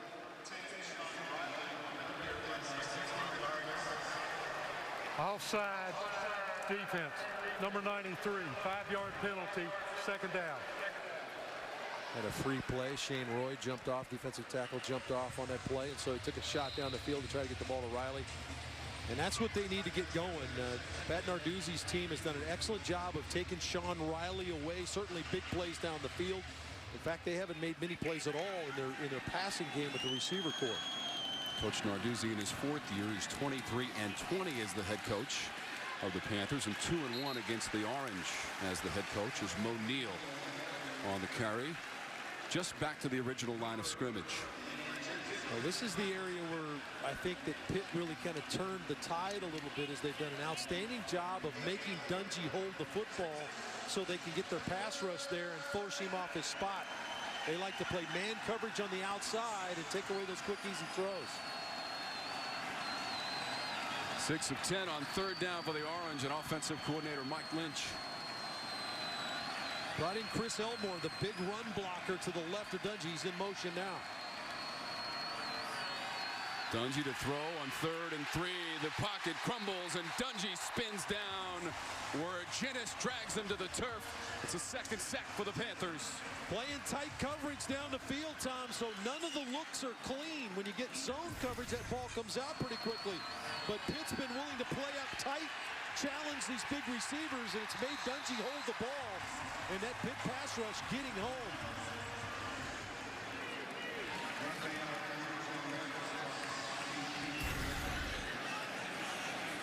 Loss of 7 on the play. Sterling Hoffrichter to punt. Rafael Arujo-Lopes, the deep man, will range back to his 25. Even further back now towards the 20. And he's going to be pulled down near the 15-yard line. And back to the 10. Custis on special teams. 53-yard punt. There's our progressive AP top 25 with Clemson, Miami, NC State, and Virginia Tech representing the ACC. Yeah, and right on the verge of being in is this Syracuse team, who's in a little bit of trouble here at Pitt. They were right on the verge of being in the top 25, so they played at a high level in a close loss at Syracuse or at Clemson a week ago, the number 4 team in the country. Miami, Florida State later on today. Virginia Tech taking on Notre Dame, another top 10 team. That's a heck of a matchup at Lane Stadium later on. That's our AP Top 25, brought to you by Progressive Insurance. 2-1 at home on the season for the Panthers as they start this drive. Ollison trying to swing it wide with a stiff arm and out of bounds beyond the 25-yard line. It's a 1st down. Qadree Ollison shed Andre Cisco. Yeah, the freshman's going to come up and take on. How about the patience here now of Ollison to bounce the ball to the outside. And then here comes the freshman. He goes, not in my building. Aston does a good job of sealing and kind of creating an edge on the outside. Coleman was trying to secure that edge, and Aston, the fullback, does a good job of creating a crease to the outside for Ollison. He got 11 yards on the run. He's got 107 for the game, and that's now the 7th time he's gone over 100 yards rushing in his Pittsburgh career. That's Araujo Lopes slipping down. Very similar play that Araujo Lopes scored on. You get the run game going till you go back to the well. And Araujo Lopes, tough throw there to handle. That was a loss of 4.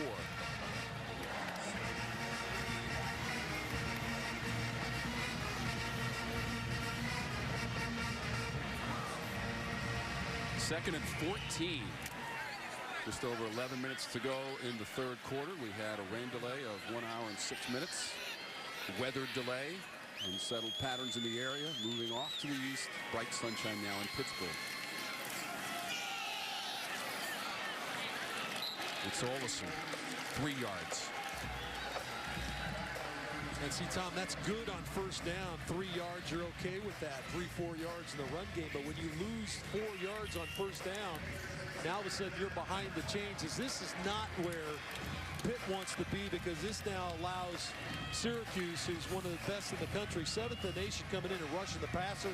It's going to turn Robinson and Coleman loose up front to get after Pickett. Just 1 for 5 on 3rd down in the game for Coach Narduzzi's offensive unit. 2 and 3 on the season for the Panthers. 1 and 1 in conference play. Snap was low. Pickett recovers. Ready to throw it. Middle of the field, and it's too far. Araujo Lopes trying to run under it. Pickett slow to get up back near the 11-yard line. Boy, even with the fumbled snap, he had a chance. Araujo Lopes is clean down the middle of the field. Low snap. Good job of keeping his poise as Pickett sets up and throws. Takes a big shot on the back end of it, but he had Araujo Lopes open and just didn't put enough air into the ball. Good job of keeping his poise, though, with the ball on the ground. Kirk Christodoulou will punt it away for the Panthers. Riley is deep, standing at his 31-yard line to receive this punt. Orange trailing by 10. Riley put the big-time fake on as the punt was way off to his right as he moved to his left, down just inside the 40. The punt is 34 yards from Kirk Christodoulou.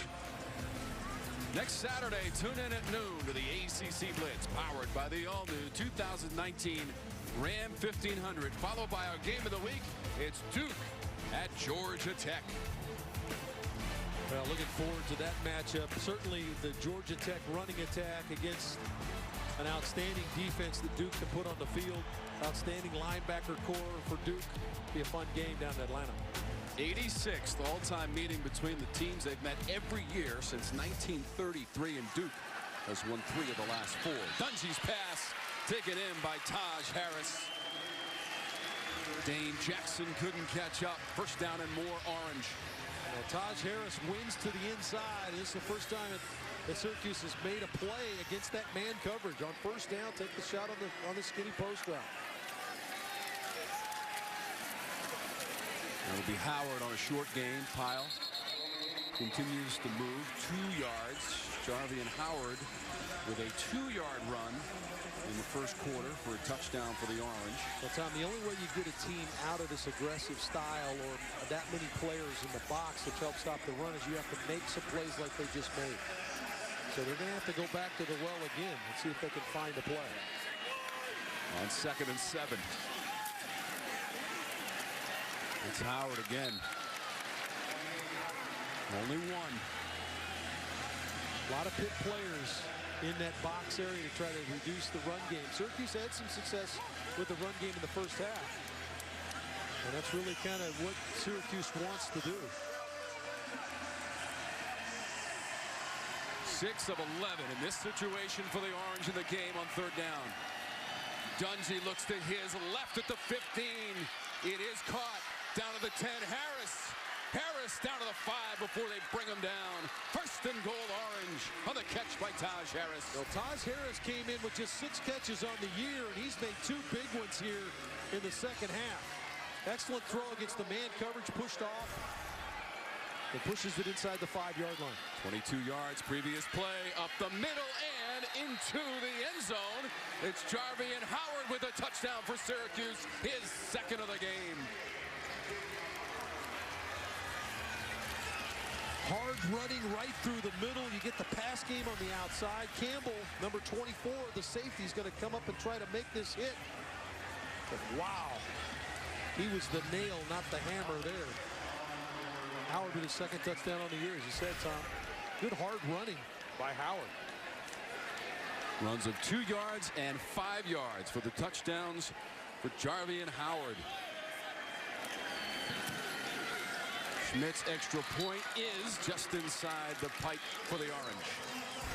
Well, the rains came in, and Dino Babers challenged his 5 years, and we go down to Larisha Harris with more on the Syracuse defense. Well, we spoke to defensive coordinator Brian Ward, and he told me that one of his methods to get his team going is referring to boxing. He grew up around it. His father was a professional boxer. You know, they have fighters living in their basement. So one of the things he likes to do is challenge his teams. He says that being in one-on-one situations, it challenges your character.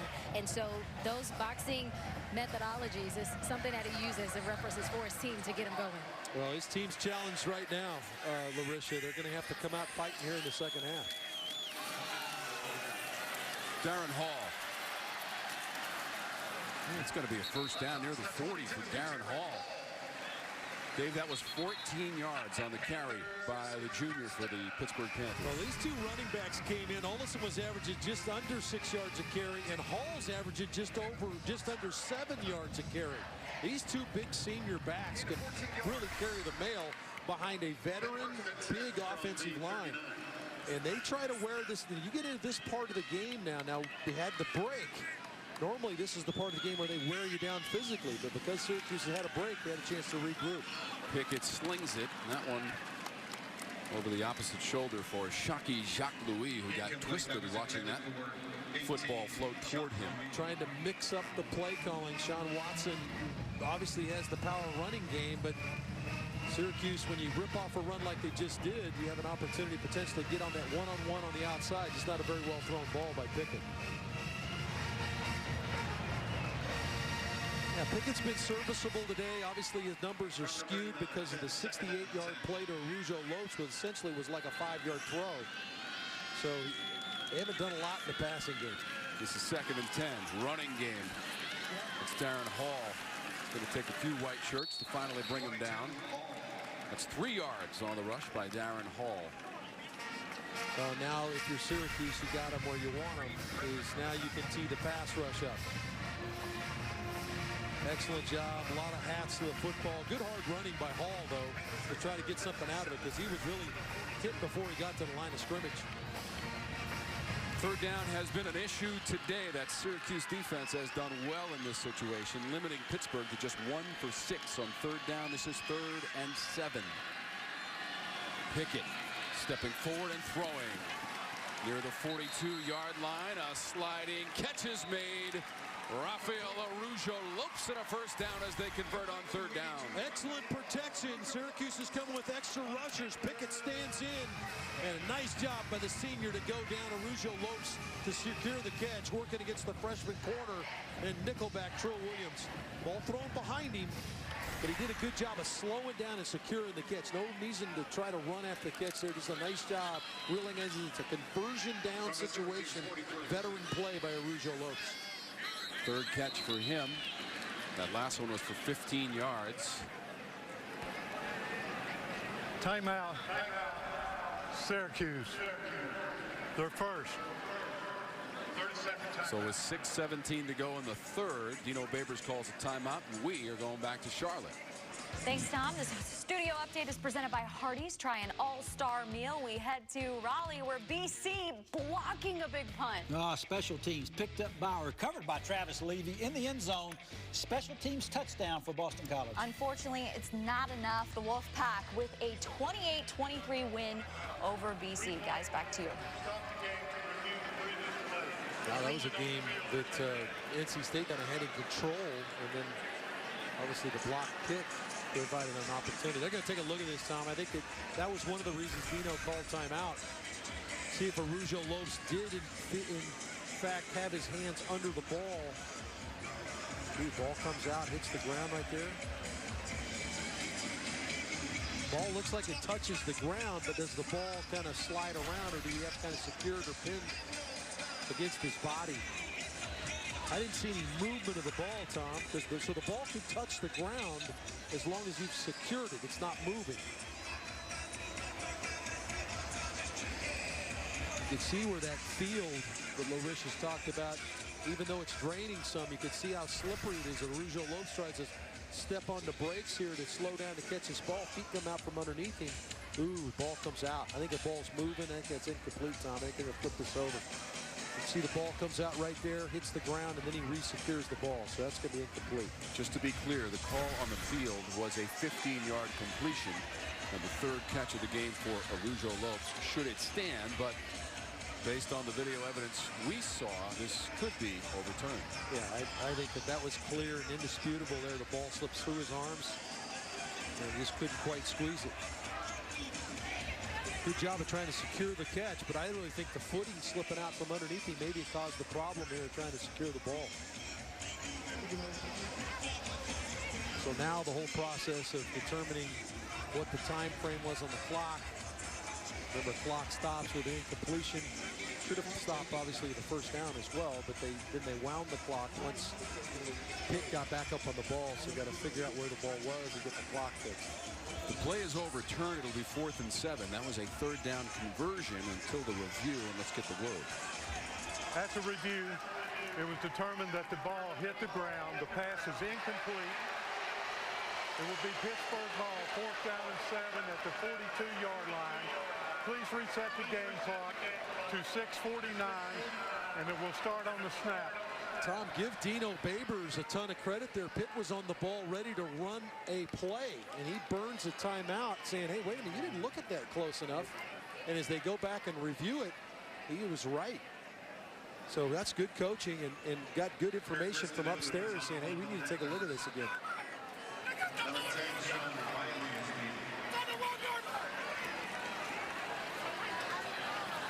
It's hard, too, because you're depending on those guys upstairs because the monitors, much like we're looking at up here where we are, do you get the replay in time before a team gets on the ball and snaps the ball?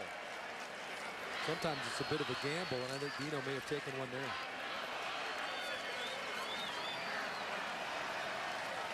I think they're making sure they spot the ball correctly here, Dave, at the 42-yard line. It is 4th and 7. I don't have the chains correct here.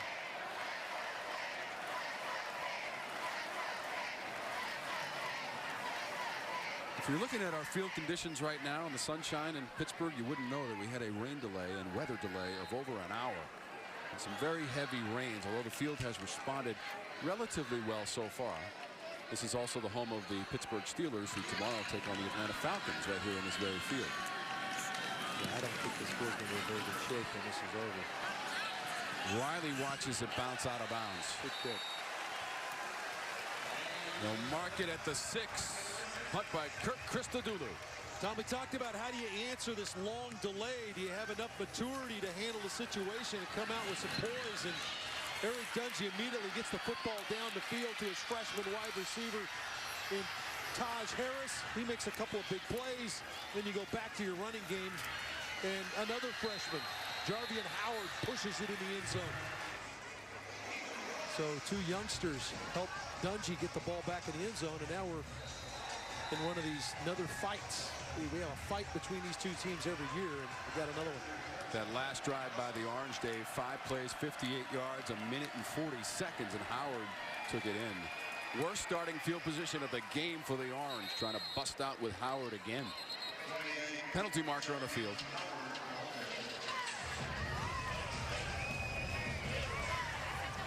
An offside penalty on Pitt. Defense, number 8. 5-yard penalty, first down. It's twice here since we come back from the break that Pitt's been flagged for offside. So somebody's not getting lined up right this time. Hendricks, the defensive end's offside.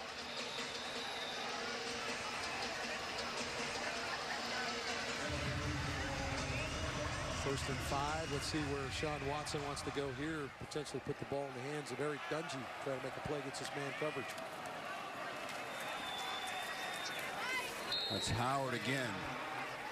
All of a sudden, he is getting the bulk of the responsibility for the rushing game for the Syracuse Orange. Couple of touchdown runs for Jarvie and Howard, his first 2 of the season. 2 yards and 5 yards here in the third quarter as well.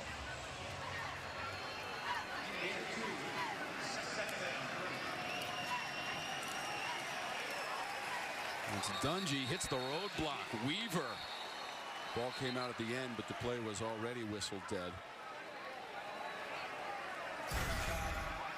Yeah, a lot of people around the line of scrimmage. We've been talking about it. Not sure where the play fake was. Dungy didn't even wait on any kind of play fake. Just hit it straight ahead. And Pitt was all over it, but he was laying on the ground before the ball shot out of his hands.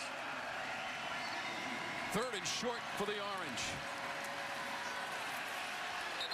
That does not appear to be enough. Needed to get up close to the 17. And Howard did not quite get there. Based on the initial spot. Good job by Pitt on that defensive front, controlling the line of scrimmage. Just no place to go. And that's really, if you're Pitt, that's what you wanted, to try to hold them without a first down. And so now you're going to get an opportunity to get the field position back. Rougeau Lopes with a chance to return one. Second time this quarter the Orange go 3 and out. Hoffrichter just on the edge of his goal line with a 1-yard line. Rougeau Lopes had a touchdown return a week ago. That was against Central Florida, 86 yards. He'll make the fair catch at the 40 after 5 seconds of hang time and a 45-yard punt. Now, we talked about the calling card is this power running game, and namely Qadree Ollison came in with 6 career 100-yard games, and 5 of those were all the way back his rookie year, his freshman year. But he's got 100 yards today, and really he's been the bell cow in the running game. Had the long touchdown run of 69 yards, and then he showed his physicality, stiff-arming people into the ground over 100 yards for the 7th time on his career. 1st and 10 from the 40 for the Panthers. Ollison stumbles right at the 40, just a yard. Kendall Coleman, number 55 with the tackle, junior from Indianapolis, Indiana. Ollison has a 69-yard touchdown run. That came in the first quarter for Ollison, his 5th TD rush of the season.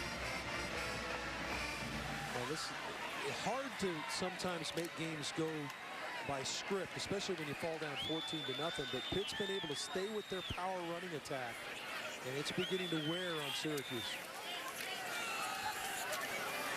Not this time. Nope.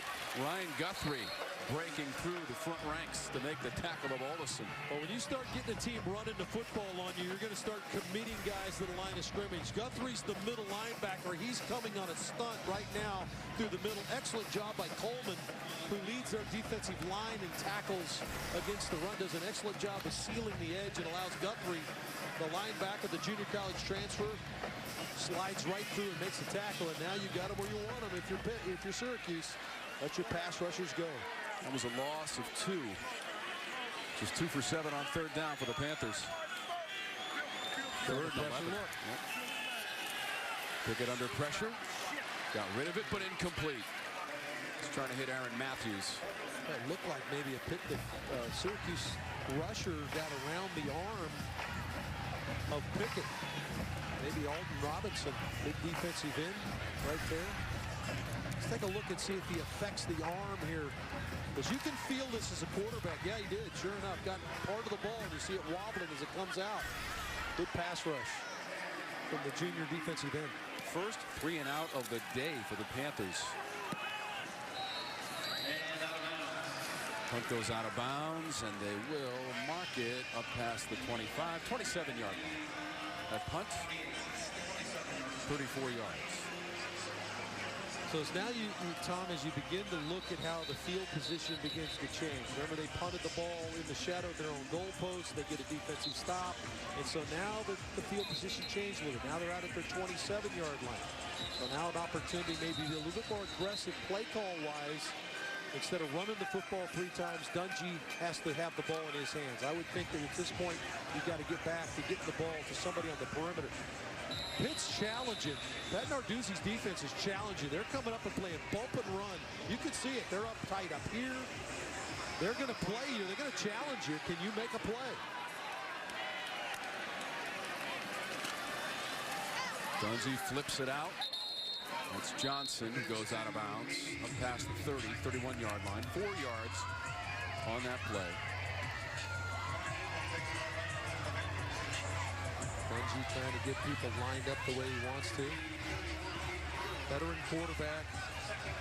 Great feel for what they're trying to do on offense. Been in this offense for 3 years now. Dungey's TD pass in the first quarter. A short TD pass of 1 yard was his 50th of his career. That pass is on schedule.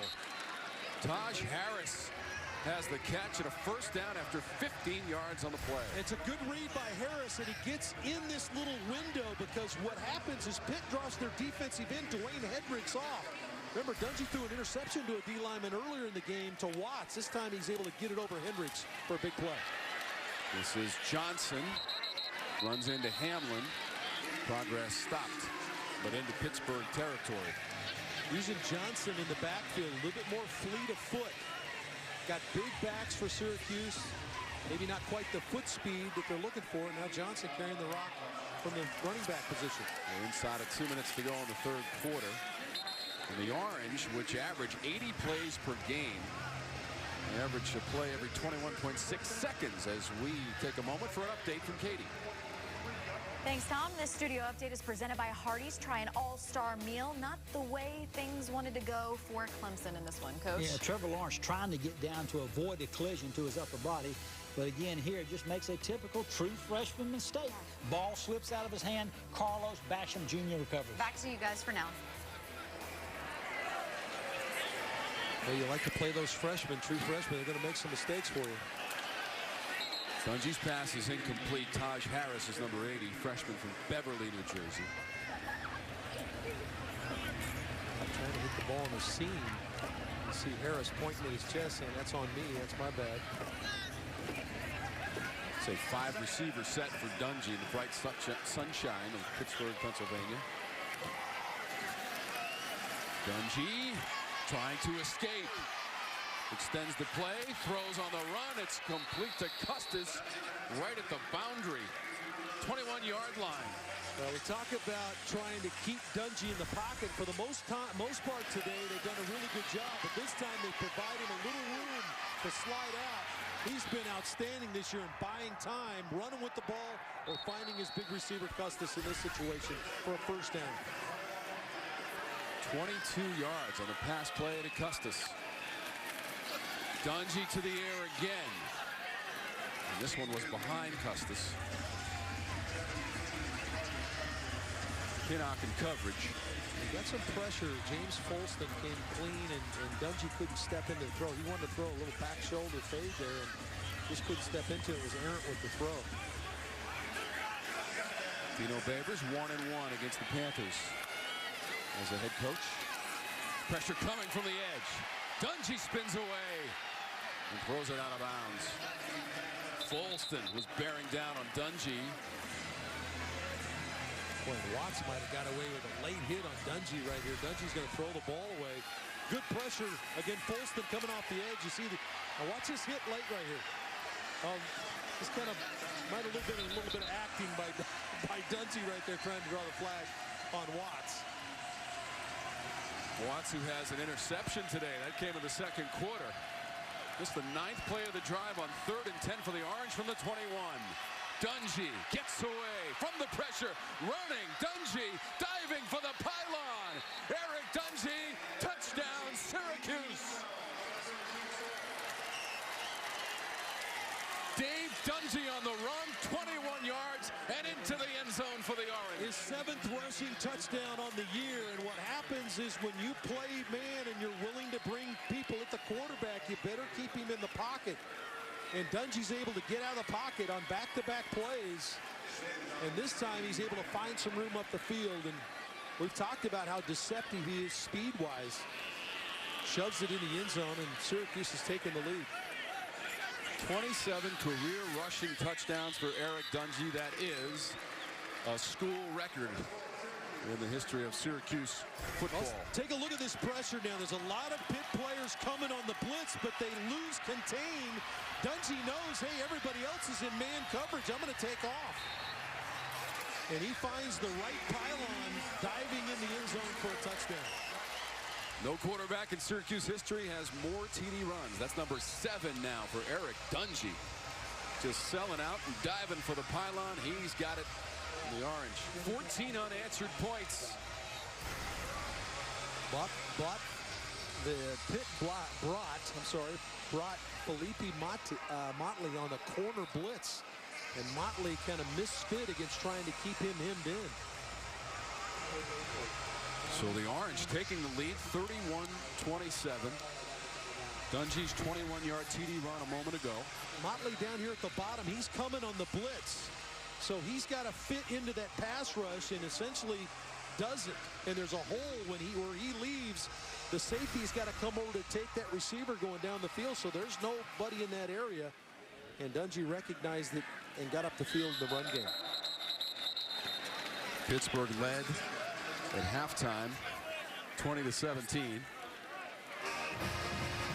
Panthers scored early in this third quarter. Rafael Araujo loped 68 yards down the sideline of the pass from Pickett. But now Syracuse, 2 straight touchdowns. Dungey's run you saw just a moment ago, and Jarvian Howard, his second TD run of 5 yards. And now Pickett leads him back out onto the field. Well, scored right before they went in, Tom. Got that opportunity to score, and now you've got this situation where maybe that thought process of struggling in the second half re-enters the mind of the Pitt players. Got to find a way to put points on the board. Pickett, a little play action.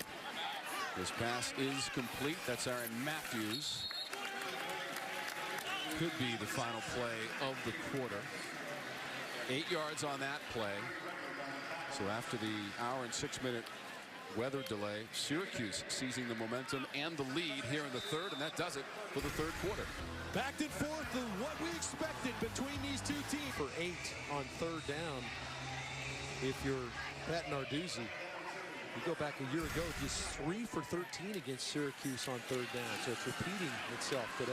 We start the fourth quarter.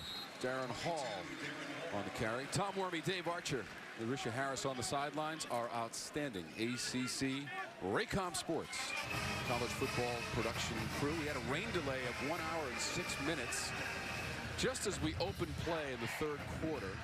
Those unsettled weather patterns have moved on out. Certainly used to it after the second week of the season where we had a weather delay at Florida State and Samford. And then next week, don't forget to join us for the ACC Blitz at noon, powered by the 2019 Ram 1500, followed by Duke at Georgia Tech, our ACC Raycom Sports Game of the Week. 542 yards rushing to Georgia Tech last night. Big win over Louisville on the road. First true road win since the end of the 2016 season at Georgia for Georgia Tech. Loss of 1, George Aston. But Tom, just not getting anything out of the passing game. Trying to move the pocket, trying to create some easy, quick throws. Syracuse deserves, obviously, a good bit of the credit, but just can't seem to get Kenny Pickett going. They're having to lean on this power running game. And now the sense of urgency with Syracuse in the lead. Got to find a way to make some plays in the passing game. Long, rich tradition of football at both of these fine institutions, both in their 129th year of collegiate football. Pickett went down, the ball came loose. Alton Robinson storming in for the Orange, and they have taken over possession. You get in these long yardage situations, second and long here. Now the tee off for the 2 big edge rushers. Alton Robinson, the junior, coming off the edge. This is his second sack of the game. He gets a strip sack here. Gets the double dip, a little strip, and they end up with the football. Outstanding play by Robinson. There's a loss of 8 on the play. Ryan Guthrie covered it up for the Orange, and Robinson, Dave, with the 2 sacks today. He now has 6 for the season. He's tied with his teammate Kendall Coleman, who also has 6. How about those 2 edge guys? Coleman and Robinson, 6 sacks apiece. Tied for the ACC lead, as far as we know. And obviously, there's some other guys that are playing today to try to create some opportunities for themselves. But these two guys are legit off the edge. Dave, you're right. NC State with a 28-23 win against Boston College at home today to go 5-0 for the Wolfpack. Dungey's pass on the mark to Strickland. Turns it upfield to the 22. Now trying to mix it up a little bit. Really haven't thrown the ball to the backs very much today. Both of them are very good receivers, Strickland and Neal. Dungey got 9 yards on that play to Strickland. Dungey again, and that one knocked out of the turf. Harris was the intended destination. Dane Jackson. Yeah, I've been impressed, Tom, with the corners. They're challenged each and every play virtually, where they play up tight. They're playing man coverage, and Dane Jackson, who has the scoop and score earlier today, he's played really well in the corner, as has Motley on the other side. Yeah, that play was for 35 yards in the first quarter by Jackson. Strickland up the middle and a first down for the Orange. About the 17-yard line or so. 6 yards for Strickland. Just straight ahead, something that Dino Babers says they don't know about us. We come off the ball, we run the football. They're doing a good job of it. Here's our 1st and 10 line, brought to you by Lending Tree, official loan shopping partner of the ACC, as Strickland tries second effort. 2 yards for Strickland. Dave, Eric Dungey today, 17 of 33, 153 yards passing, a touchdown and an interception. Came into the day 5th best in the conference, averaging 203 yards passing. Yeah, Pitt's been tough on him, Tom. They've challenged throws, challenged releases for receivers down the field, and they've held Dungey down. But he's now trying to put a 2-score situation on the board. Dungey decides to hang on to that one. He had a running mate in Dante Strickland, Rashad Wheeler. The sophomore from right here in Pittsburgh, Pennsylvania, makes the tackle. It's a 4-yard gain for Eric Dungey.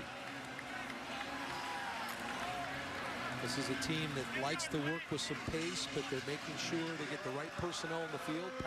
Pitt has the opportunity to counter that, get a fresh defensive line on the field, get Hendricks and Weaver on the field. They're 2 elite pass rushers.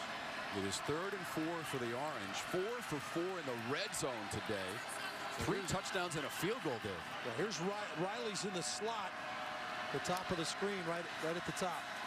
Dungey once again got away. Looked like it was Watts who was trying to drag him down, but Dungey elusive. Some might even say slippery. Slippery? A little bit. Especially with the weather we've had. He's such a big body guy. 6'4", 230-pound quarterback that if you're going to get an arm on him, that's not going to get him down. He's going to run out of that, but it was enough out of Watts to force him to throw the ball out of bounds, which now forces a field goal. So you don't give up that second score that really puts you in a bad spot if you're Pitt. Now you just potentially give up a field goal, and it's still a 1-score game. Schmidt is 1 for 1 in the game, a 33-yard field goal. This one from 29 yards away. And Andre Schmidt is good. He's only missed once this whole season, so 3 more points for the Orange. And good decision by Dungey, Dave. Make sure nobody can get to that ball on 3rd down as he threw it out of bounds, and then Schmidt connected on the field goal. Well, Dungey is a prolific passer, no question, but his ability to run has been a major key for why they're 4-1 on the year, and he's shown some of that today. This was a run earlier before we had to go to delay. He's such a physical player. This was his run after the delay that was for the touchdown. So he's maintained that prowess in the running game, and a lot of them are impromptu plays. They're not designed runs. He just takes off. 70 yards on the ground today and 1 touchdown. We just showed you. They have made it tough for him throwing the ball because they've been able to pressure and disrupt the routes on the outside.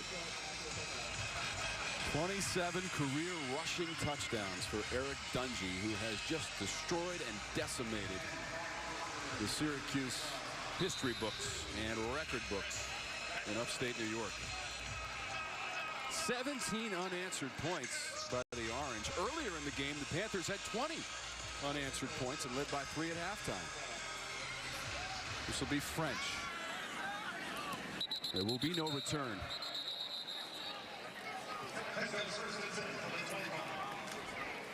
Our Yellowwood brand top recruit is Qadree Ollison, Dave, the senior for the Panthers. Well, you see his final high school game. You talk about going out with a bang. 240 yards rushing and 5 touchdowns in your last game. How about the little salute to the fan as you walk out of the building on that?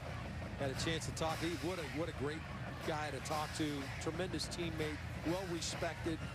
Switched to fullback a year ago because of injuries to George Aston. Played fullback in front of Darrin Hall. Was very sacrificed his opportunity to carry the football. Big time teammate.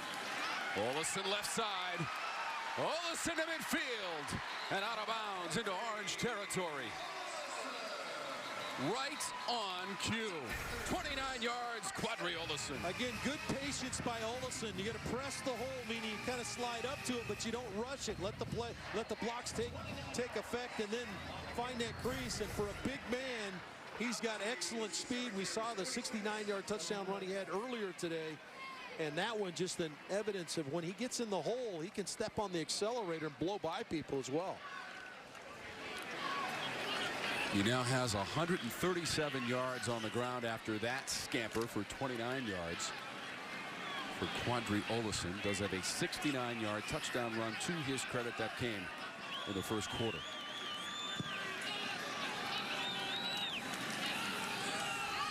Number 30 again. Hard-nosed running, passes the 45, and we go down to the sidelines after a 4-yard gain to Larisha Harris. Well, now that Qadree is a vet, he has messages that he gives to the younger guys. He basically says you always have to be ready. You never know when it'll be your time. You never know when it'll be your time to be that guy. And a big thing that plays into that is patience, trusting the process. He told us when we spoke to him that he didn't really know that it was going to be his time. He wasn't prepared mentally, but when it was, you know, he just had to go out there and do it. And now we see all of his hard work is paying off. Well, 207 yards being pushed in duty. He wasn't really ready mentally, but he was ready physically. Against Youngstown State, his first opportunity to play. You saw the flags fly as Darrin Hall had the carry for the Panthers, rocking the retros today. Offside. Defense, number 94, 5-yard penalty, second down. And yes, kind of finish up with what Larisha was talking about. He mentioned yesterday when he did get pushed into that game as a freshman when John Connor was injured, when James Connor was injured, he stepped in there and he said he was ready to go physically, but he didn't know a lot of the assignments, wasn't expecting to play. He thought he was the third team guy, and they turned around. They said, hey, it's your time to play, and he answered the call with 207 yards rushing. James Connor, who now wears the black and gold of the Pittsburgh Steelers. 56 career touchdowns for Connor as well. The Terminator. Second most in school history, Dave, to Tony Dorsett, who had 63. Flag on the play. Plays in the same building, only plays at the next level. Offside. Defense, number 94. 5-yard penalty, resulting in a first down. That's on Robinson. Boy, huge answer to the call here for Pat Narduzzi's group. They've struggled a little bit here in the last couple series offensively. Subsequently, Syracuse has taken the lead.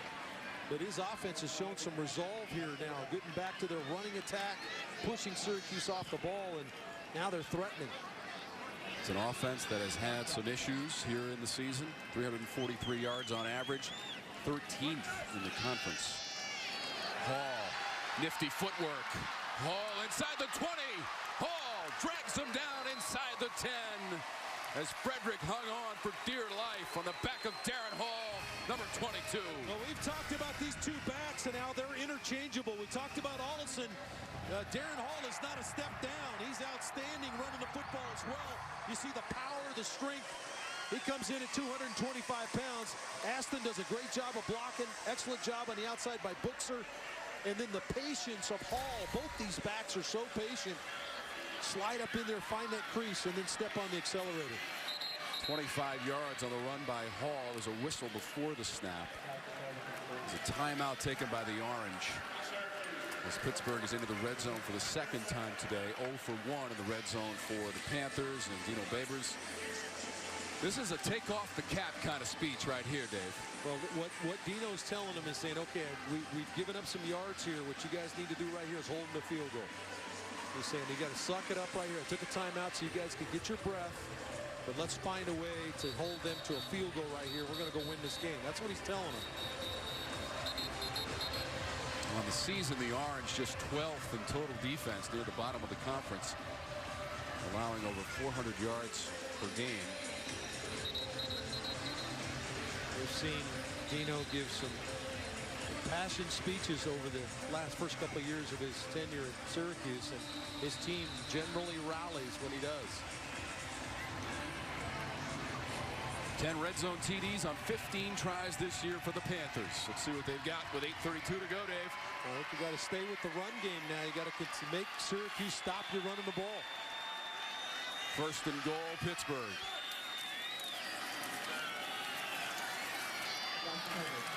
Not a lot there for Hall.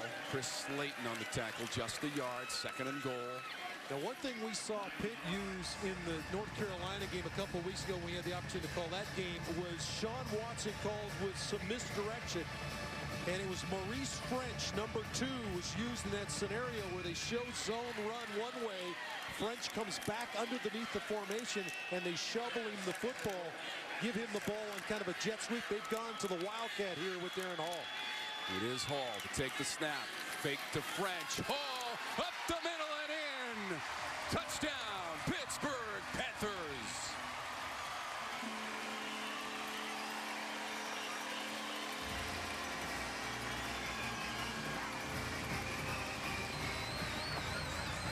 Didn't think Syracuse adjusted properly on this. They were still trying to search out what they want to do. Hall fakes the jet sweep to French, the man I just mentioned, and goes straight through the middle.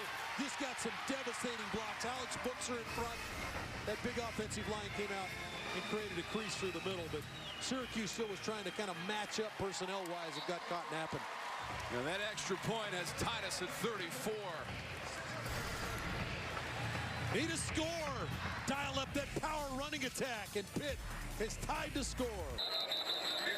Play on in the fourth quarter with 7:51 to go. Dante Strickland with a fair catch. As we go back to Charlotte, Katie and Tommy. Thanks. Let's head down to South Florida, where Florida State's on the board, Coach. Florida State quarterback DeAndre Francois threads the needle in the red zone. 17-yard touchdown pass to Keith Gavin. 3 minutes to play. The Noles on top. The Hurricanes 7-0. Tom, Dave, back to you guys. How about that? Nothing kickstarts an offense like a rivalry, right? They see the U on the other side, and all of a sudden Florida State's operating. Good throw by DeAndre Francois to start the game off. Hurricanes won it last year in Tallahassee, 24-20. That stopped a 7-game winning streak in the series for Florida State. Here between Syracuse and Pittsburgh, it is a classic Eastern football rivalry that never disappoints. Now, maybe, Dave, it's not 137 points as the teams combined for back in 2016, but we are tied here into the fourth. I got to be honest with you, I like this game a lot better. There's a lot more give and take on both sides of the football. Both defenses have made some plays. Dungy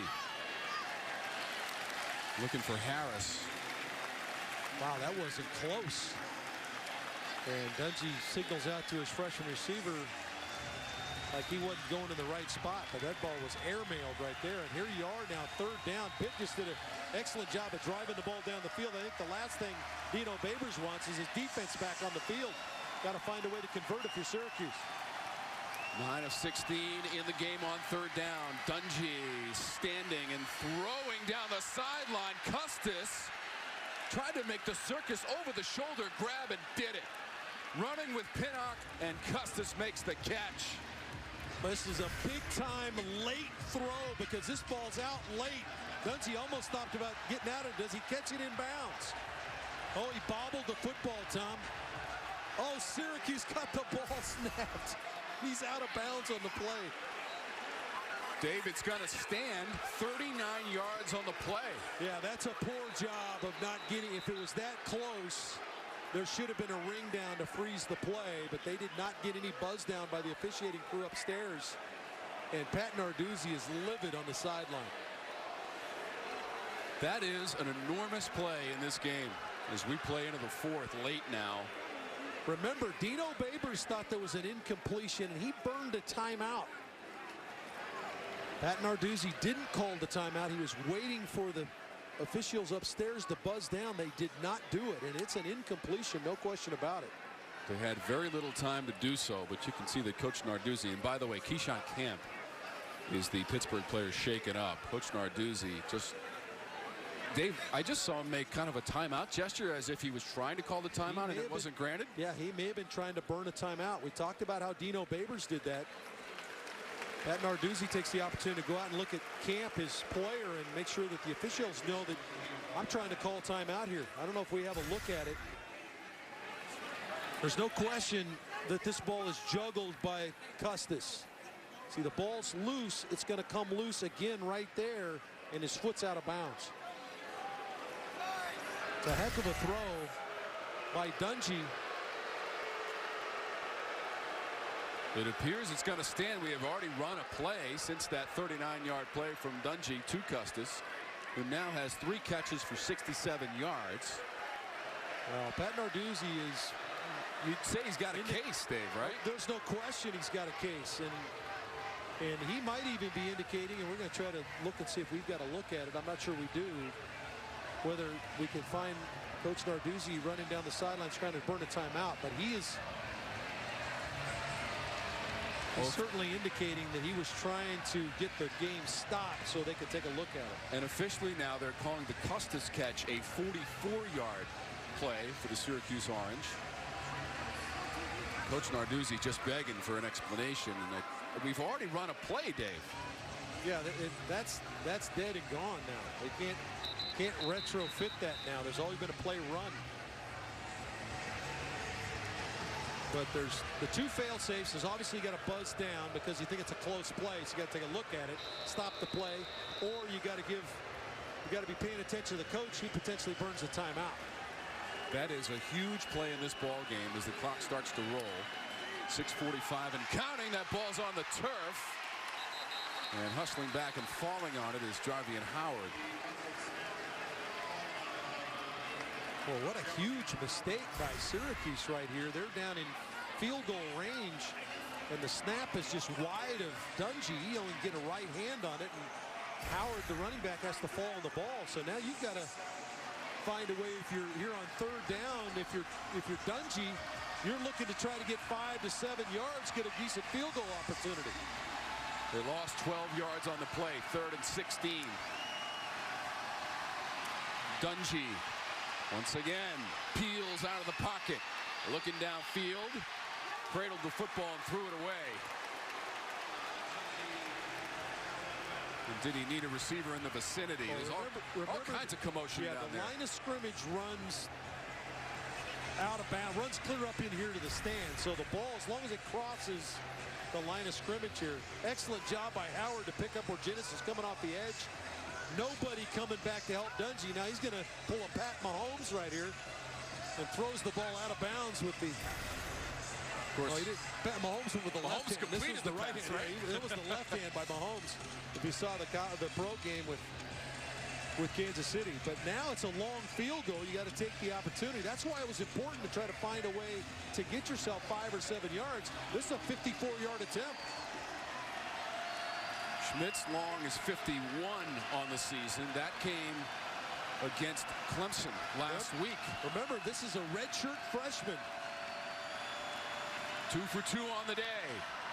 Schmidt from 54 yards. He knocks it through. Wow, what a kick.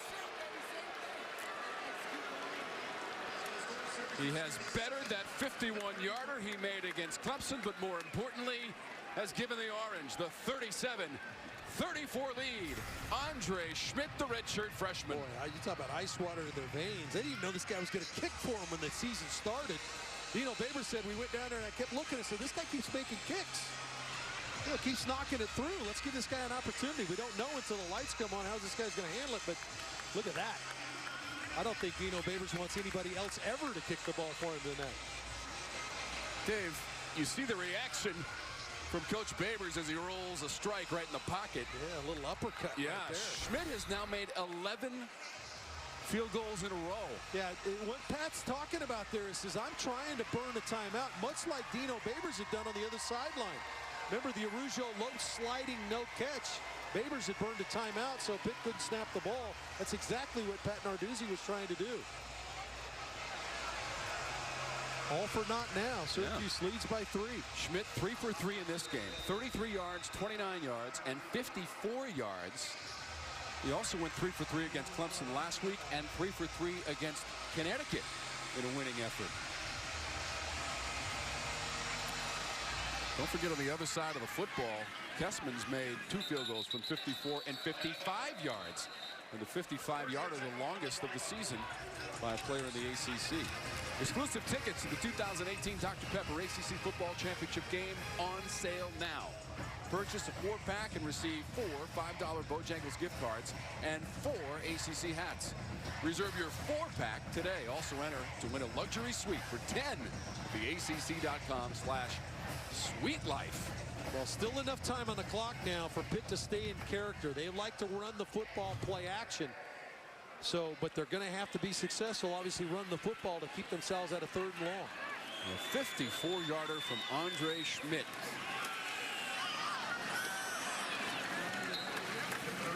Armstrong, the tackle on Ollison.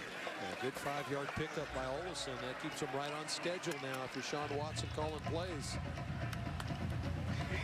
Keep an eye on that game clock as well. 5:35 and counting. What a weird sequence that was just a moment ago, Dave, where I give Dungy a ton of credit. Rush to the line of scrimmage, get the ball snapped. That's his job in that situation. Just unfortunate for Pitt that nobody was paying attention to Coach Narduzzi trying to call a timeout. But then the poor snap backed him up, and Schmidt makes it from 54 yards away. Ollison, 40-yard line, first down Pittsburgh. Boy, he has delivered the goods today, Dave. Well, this is a bunch of veteran guys up front, other than the center, Morrissey, who's a sophomore, who does an excellent job on the nose tackle. This is a group that's been together for a little while.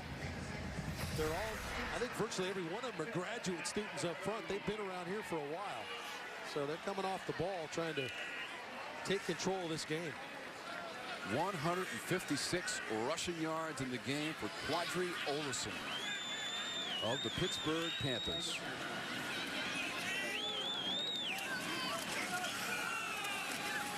Ollison. How about the little stutter step, Tom?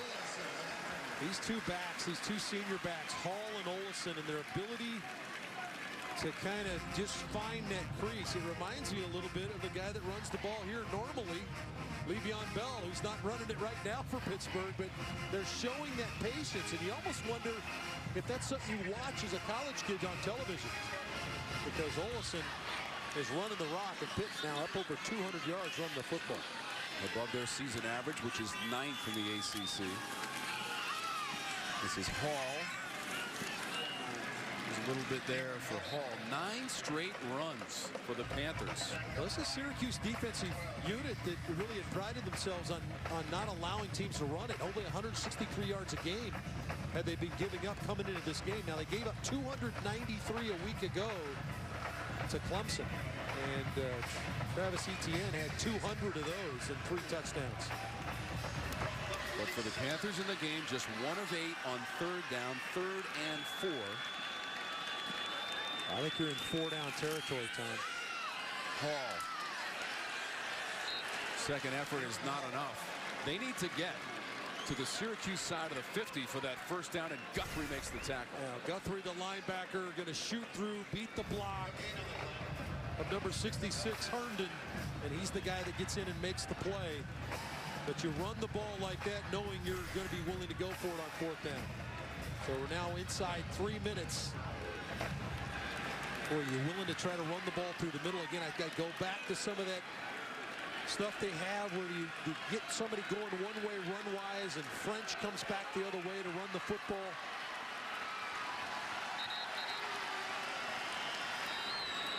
Timeout taken by the Orange.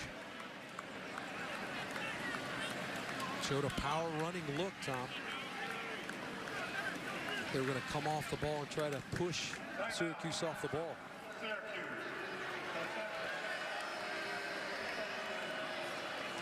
I think regardless of what the offense has said is, you know, conventional wisdom might be, hey, let's spread them out. Let's get players away from the box, and then we'll create a running lane. I don't think Syracuse is going to pay any attention to that. What they're going to do is man up on the outside, and they're going to dedicate a number of players to try to stop the run and tell Kenny Pickett, you beat us with a throw, because you haven't shown us you can do that. Dave, Syracuse led 31-27 after the third quarter. For Dino Babers, when his teams lead after the third quarter, he is 41-2. Right, chew on that one, Dave Archer. They've wound the clock, Tom. The clock is moving, and Pitt's still on this huddle on the sideline. So not going to be as much time at the line of scrimmage as you might like. Gone to the Wildcat set with Ollison. 2 of 6 on the season. On 4th down, Ollison. Wow, is this going to be close? Needed to get to that 49 of the orange. Well, they're giving him that mark. Boy, I'm not sure he got to the 49, Tom. They're giving him a generous spot right here. So close. You don't have to measure it in this situation, but based on where the chains are and where the ball is, he's got a first down by about half the football.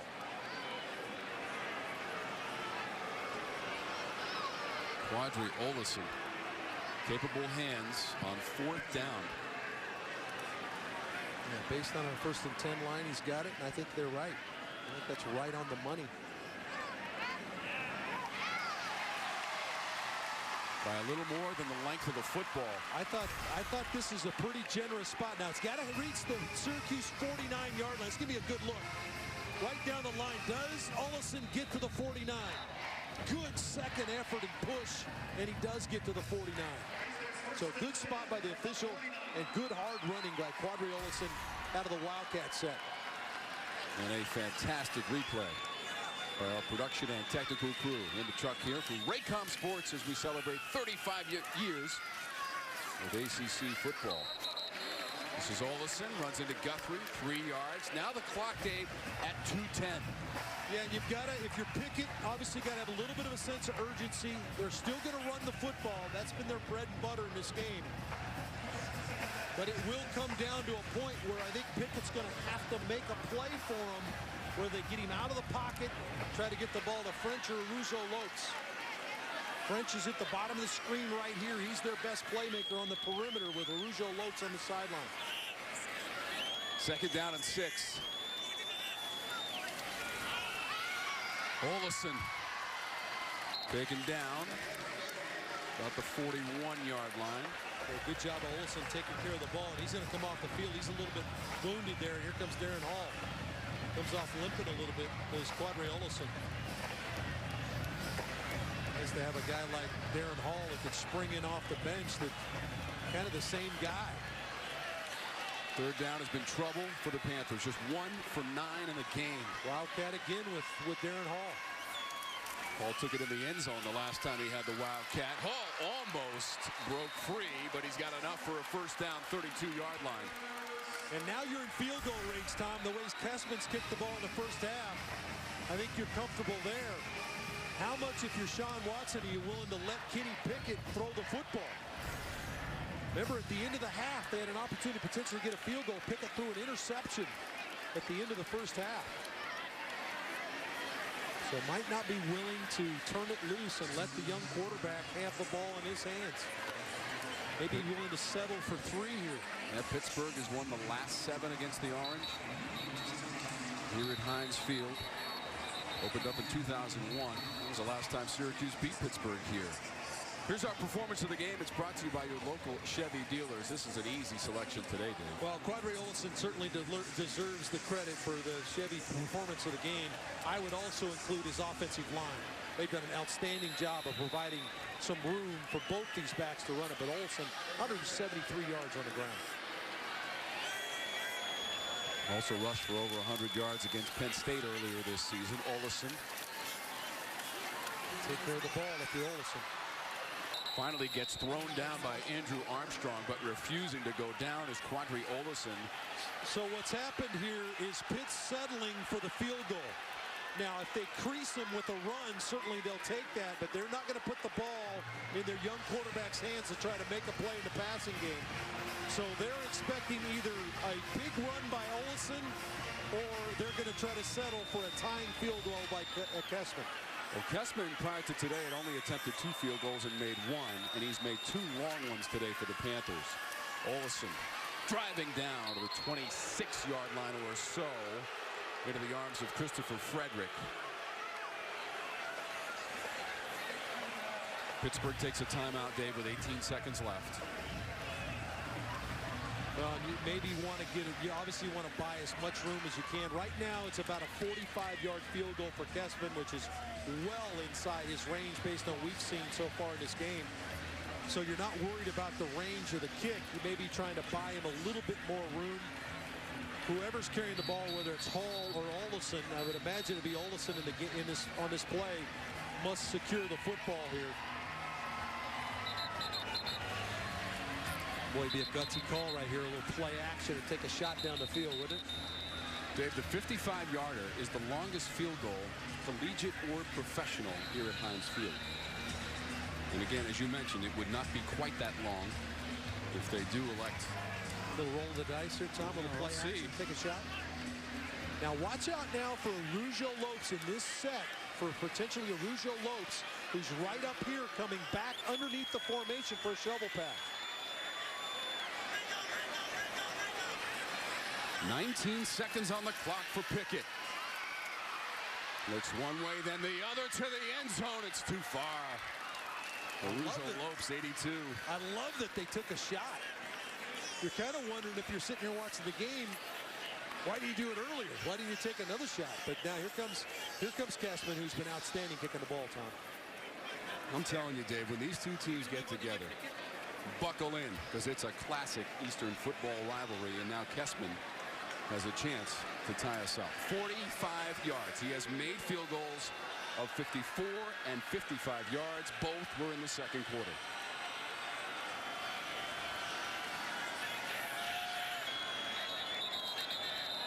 Before the attempt. You go ahead and kick it if you're Kessman.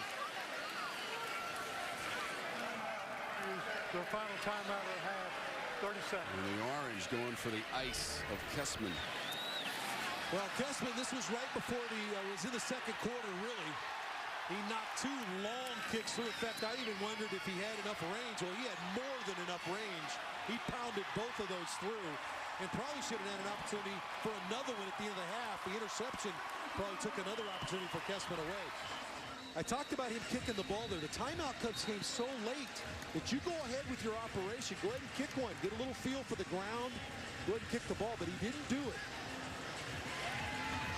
So it was Schmidt who made a 54-yarder to put the orange in front here in the fourth. Now Kessman has his chance to go 3 for 3 from 45 yards away and tie us at 37 with 12 seconds left. Syracuse out of timeout, so there cannot be another Dino Babers timeout.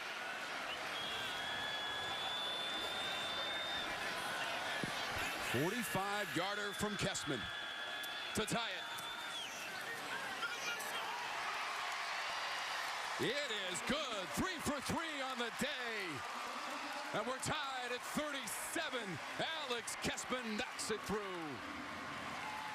Boy, he has been nails today. They've needed him big time, and he has pounded it through. Doesn't matter where you put him on the field, he's going to shove it through the uprights. So now we're looking for a little extra football. Did you say extra football? Alex Kessman can. That's right. And you talked about it, Tom. You did a great job of setting up what this rivalry's been. You look, 4 of the last 6 have been decided by 3 points or less. It's really been outstanding. Now Syracuse has been on the short end of the stick the last 13 of the last 16 times. It's been Pitt. So this is kind of one of those demons that Syracuse, now they won last year at the Carrier Dome, but trying to kind of exercise the demons here in Pittsburgh. Been a long time since they had a chance to win here. How about the field goal kickers today, Dave? They are both 3 for 3. And Kessman has tied us at 37 with 8 seconds left. Riley will not return this one. I would think that this is nothing more than a kneel down for Eric Dungy. You don't want to risk doing something screwy with the football here, so I would think this would be a kneel down, and we will have the captain's meeting at midfield decide who's going to get the ball first. Dave, how about this? 2015, Pittsburgh wins at Syracuse 23-20. They get a late field goal to win that one with no time left on the clock. 2016, we were here for 137 points combined by the teams, Pittsburgh winning 76-61. And last year, Syracuse wins it 27-24 at the Carrier Dome. How about that 3-year stretch between these two teams? And they've added another chapter this afternoon.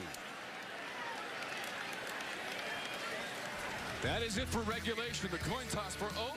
Each team will have one timeout in each overtime series. Everybody straight on that? What's your call? Tails. Syracuse. Tails. And it is tails. Defense. Syracuse has won the toss, elected to go on defense. Well, obviously both teams get an opportunity to touch the football unless there's a defensive touchdown. So Syracuse has decided to go on with the normal. Pittsburgh will start at the 25, away from the scoreboard. The normal mode of operation here is you would like to go on defense first, and that's what Syracuse did. They won the toss. They want to see what Pitt does offensively, and then they can counter with the offensive side, their offensive. Well, there's your rules. The series begins at the 25-yard lines, but if there is a defensive touchdown, should something happen here where Pitt was able to score defensively, game over. Syracuse and Pittsburgh have played 2 overtime games in their series history, and both double overtime wins for the Orange in 2000 and 2004. But obviously going back to the Syracuse decision, they win the toss, go defense. This gives them an opportunity to see what Pitt's going to do. You get a stop. Obviously, field goal wins the football game for you. You can be a little bit more conservative in your play calling to set up a field goal. Pitt has to go into this thing a little bit blind now. They've got to try to find a quick touchdown on the board. First overtime game of the season for the Panthers. Ollison around the left edge. Gets smacked out of bounds by Cisco. Well, Alton Robinson misses the tackle, Tom. He's got a chance in the backfield to get Ollison down for no gain, but Ollison's going to bounce off number 94. Right there, missed him in the backfield, and Ollison, who's been running hard all day long, pushes it up the field for a 9-yard gain. Boy, he has been a monster today. He's got 187 yards rushing. And now Hall is the back for the Panthers. Also the first OT game of the season for the Orange. Hall falls inside the 10. And a first down, first and goal. 6 yards on the run by Hall. Well, there's no secret to what Syracuse is going to have to try to do defensively. You're going to get an opportunity to try to stop the run game. We talked about it off the top. Their calling card is a power running game, and they're going to feed it and try to shove it down your throat. And they're trying to get that done in this opening drive of overtime. Hall is also over 100 yards as Ollison is back in. Hall has 101 now. Ollison driving down to the 5-yard line. Talked about how both these backs have a great feel for the run game. And that means how patient can you be in the run game? Going to wait for Ashton. He peels back to the backside. See, what Ashton's looking for as a fullback is he's looking for that first opposite colored jersey to show in the hole, and then he's going to seal that. And so the back, the remaining back carrying the football, whether it's Hall or Ollison, they're waiting for that block, and then they're going to get off of that block up the field. And now Hall back in for the Panthers. Second and goal in overtime. Hall lowers the pads and gets down to about the 3-yard line. Ran into Evan Foster, 3 yards on the run. Boy, just a physical pounding is what Pitt's trying to give Syracuse up front. Stay with the run game, Tom. I don't think you do anything special here. Just make Pitt stop the run game. I think you're going to go to the Wildcat right here. Watch for French right up here at the top in motion.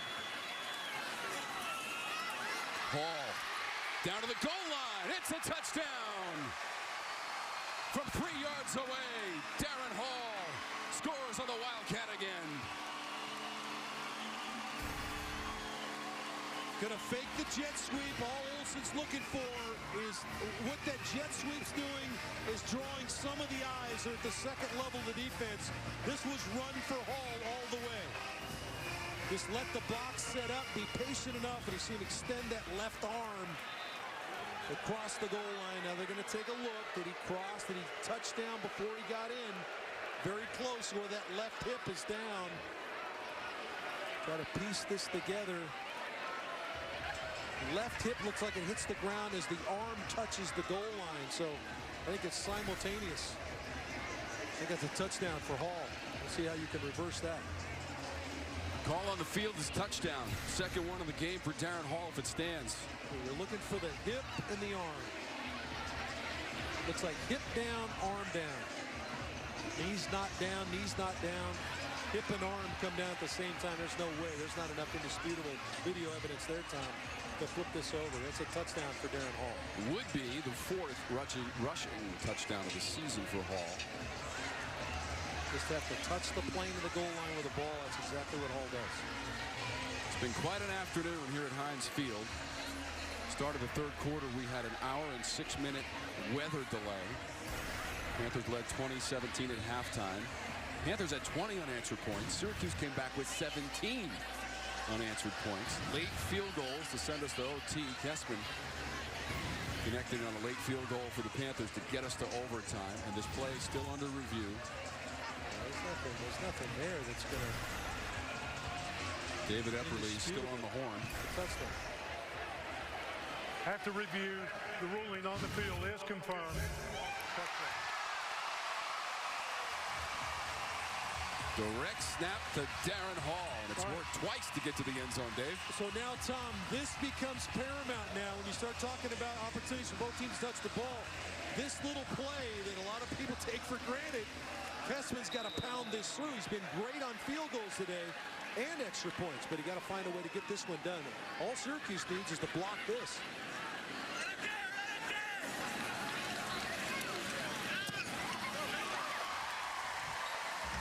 Touchdown and extra point for the Panthers. Boy, excellent job by Pitt to come out, take the bull by the horns, if you will, and power run. Did not throw the football, just ran the football right down Syracuse's throat, shove it in the end zone. And so now Syracuse knows what they have to do. They've got to score and put an extra point on the board to tie this football game, or a potential two-point conversion, but they got to score a touchdown first. Well, normally for Syracuse, the load falls on their big quarterback, Eric Dungey, running and throwing the ball. That's who he's been all year long. Syracuse right on the verge of being a ranked football team. A close loss to Clemson a week ago, but all that's in the rearview mirror now. Got to find a way to scratch a touchdown out against the Pitt defense that's been pretty opportunistic today. The loss last week at Clemson, 27-23. Pittsburgh trying to stop a two-game losing streak. As Dungey rolls that pocket to the right, a floater down near the goal line. And it is intercepted by the Panthers in the end zone. The interception of the pass by Eric Dungey. Coleman makes the interception. They pile up in the end zone for the Panthers, and they have won it in overtime against the Orange, 44-37. Tom, I don't think we saw Darrin Coleman in the game the whole game. He comes in off the bench, and the sophomore is guarding in the slot. Dungey puts up Johnson in the corner, it looked like, or was it Harris? It's Johnson, number 82, and Coleman fights him for the football and wins the game for the Panthers. Second interception of the game for the Panthers is the difference. Coleman takes it away from Johnson, and Pittsburgh has won its 8th in a row against the Orange here at Heinz Field. Ask Pat Narduzzi, are you willing to play man coverage with a guy like Eric Dungey who can run around and hurt you? He says that's who we are. We come up, we challenge you defensively, we're going to play tight man coverage, and we're going to challenge you to make plays. They did it all day long, and what a play by Coleman at the end, staying to who they are. Power running game with Ollison, and playing man coverage coverage on the outside. Big-time play by Coleman. Dave, how about Ollison? 192 yards rushing and a touchdown. And what an effort by the Orange, coming up just short. So they've now lost 2 in a row to Clemson and now to Pittsburgh. And the Panthers end the 2-game losing streak. Qadree Ollison, Darrin Hall, outstanding on the ground. Both go over 100 yards, and Ollison almost 200. And 3 touchdowns combined as we go down to Larisha. Coach, your team with the OT win, your feelings right now? No, and I love these guys. Talk about adversity. We're down 14, up 10, then we're down 4. These guys just keep fighting. We got a character football team, and I love those guys. That's all I can say. Thank you for your time, Coach. Hail to Pitt. This is a huge win for Pat Narduzzi. This was a team that really got pushed around by Central Florida a week ago. Had a chance to beat North Carolina 2 weeks ago. Were unable to get that done. And this is a team in Syracuse that was really rolling coming in. They lost to Clemson a week ago, but this was a team that I think Dino Babers would tell you maybe the best team he's had. And Pitt finds a way. Down 14 points, Tom. Down 14 points and really reeling, find a way to win the football game. An amazing afternoon of college football. The classic Eastern football rivalry does not disappoint. 3 ties, 3 lead changes. And in the end, it's the Panthers winning this one. We had a bit of everything. Weather-wise, football-wise, we had it all today here at Heinz Field. Yeah, classic football game. You talk about classic Eastern football rivalry. I just say it's just a classic college football game. What a performance by both teams. But Coleman, who makes the play, is leading the band. And why not? The sophomore corner makes a play in the slot to steal the football game away and secure the victory for the Panthers, and he gets to be the maestro. You like, Dave, the play call by the Orange? Hey, they just scored a touchdown on us. Let's float it down to the end zone and have somebody make a play. Well, they knew they were going to get a man-to-man matchup, so why not put one of my guys up to bat? And he did. He teed it up. But Coleman was the better man in the situation, in this particular situation, to make the play. Dungy threw for 195 yards and 1 touchdown. Pickett was 137 yards through the air and a TD. And we're going back down to Larisha. Hey, Qadree, you guys are celebrating this OT victory. Your emotions right now? Man, this perseverance, man. We persevered through the tough times. You know, taking 2 losses back-to-back, man. I couldn't be more prouder of this team, man. More prouder than my brothers. It's just a beautiful thing, man, to get this win today, man. ACC win and on homecoming. 192 yards for you. How did you do it? Man, our offensive line played great. We blocked them up front tremendously. And just getting to the second level, man, our offensive line is doing a great job all year, man. And this makes scenes for myself and Darrin to run through, man. And it's just beautiful. And talk about Darrin Hall and how he was beneficial in the run game today. Man, we talk about it all the time, man. We call Darrin Stallion around the facility, man. You know, we consider ourselves the stable. You know, we got a lot of great running backs in our room, man, a lot of guys that can make plays. And I'm just glad that, you know, that's my brother, man. And I'm glad that he got to share this with me and just play just as good.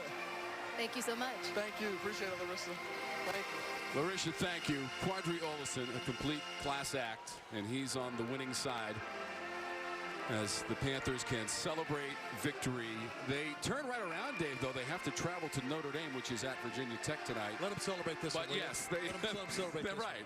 But their schedule continues this season as they travel to Notre Dame. Syracuse has the week off, and then we'll host North Carolina. Two good football teams battling it out for in the ACC, trying to find a way to win. It's tough when you find someone has to lose these kind of games, but it was a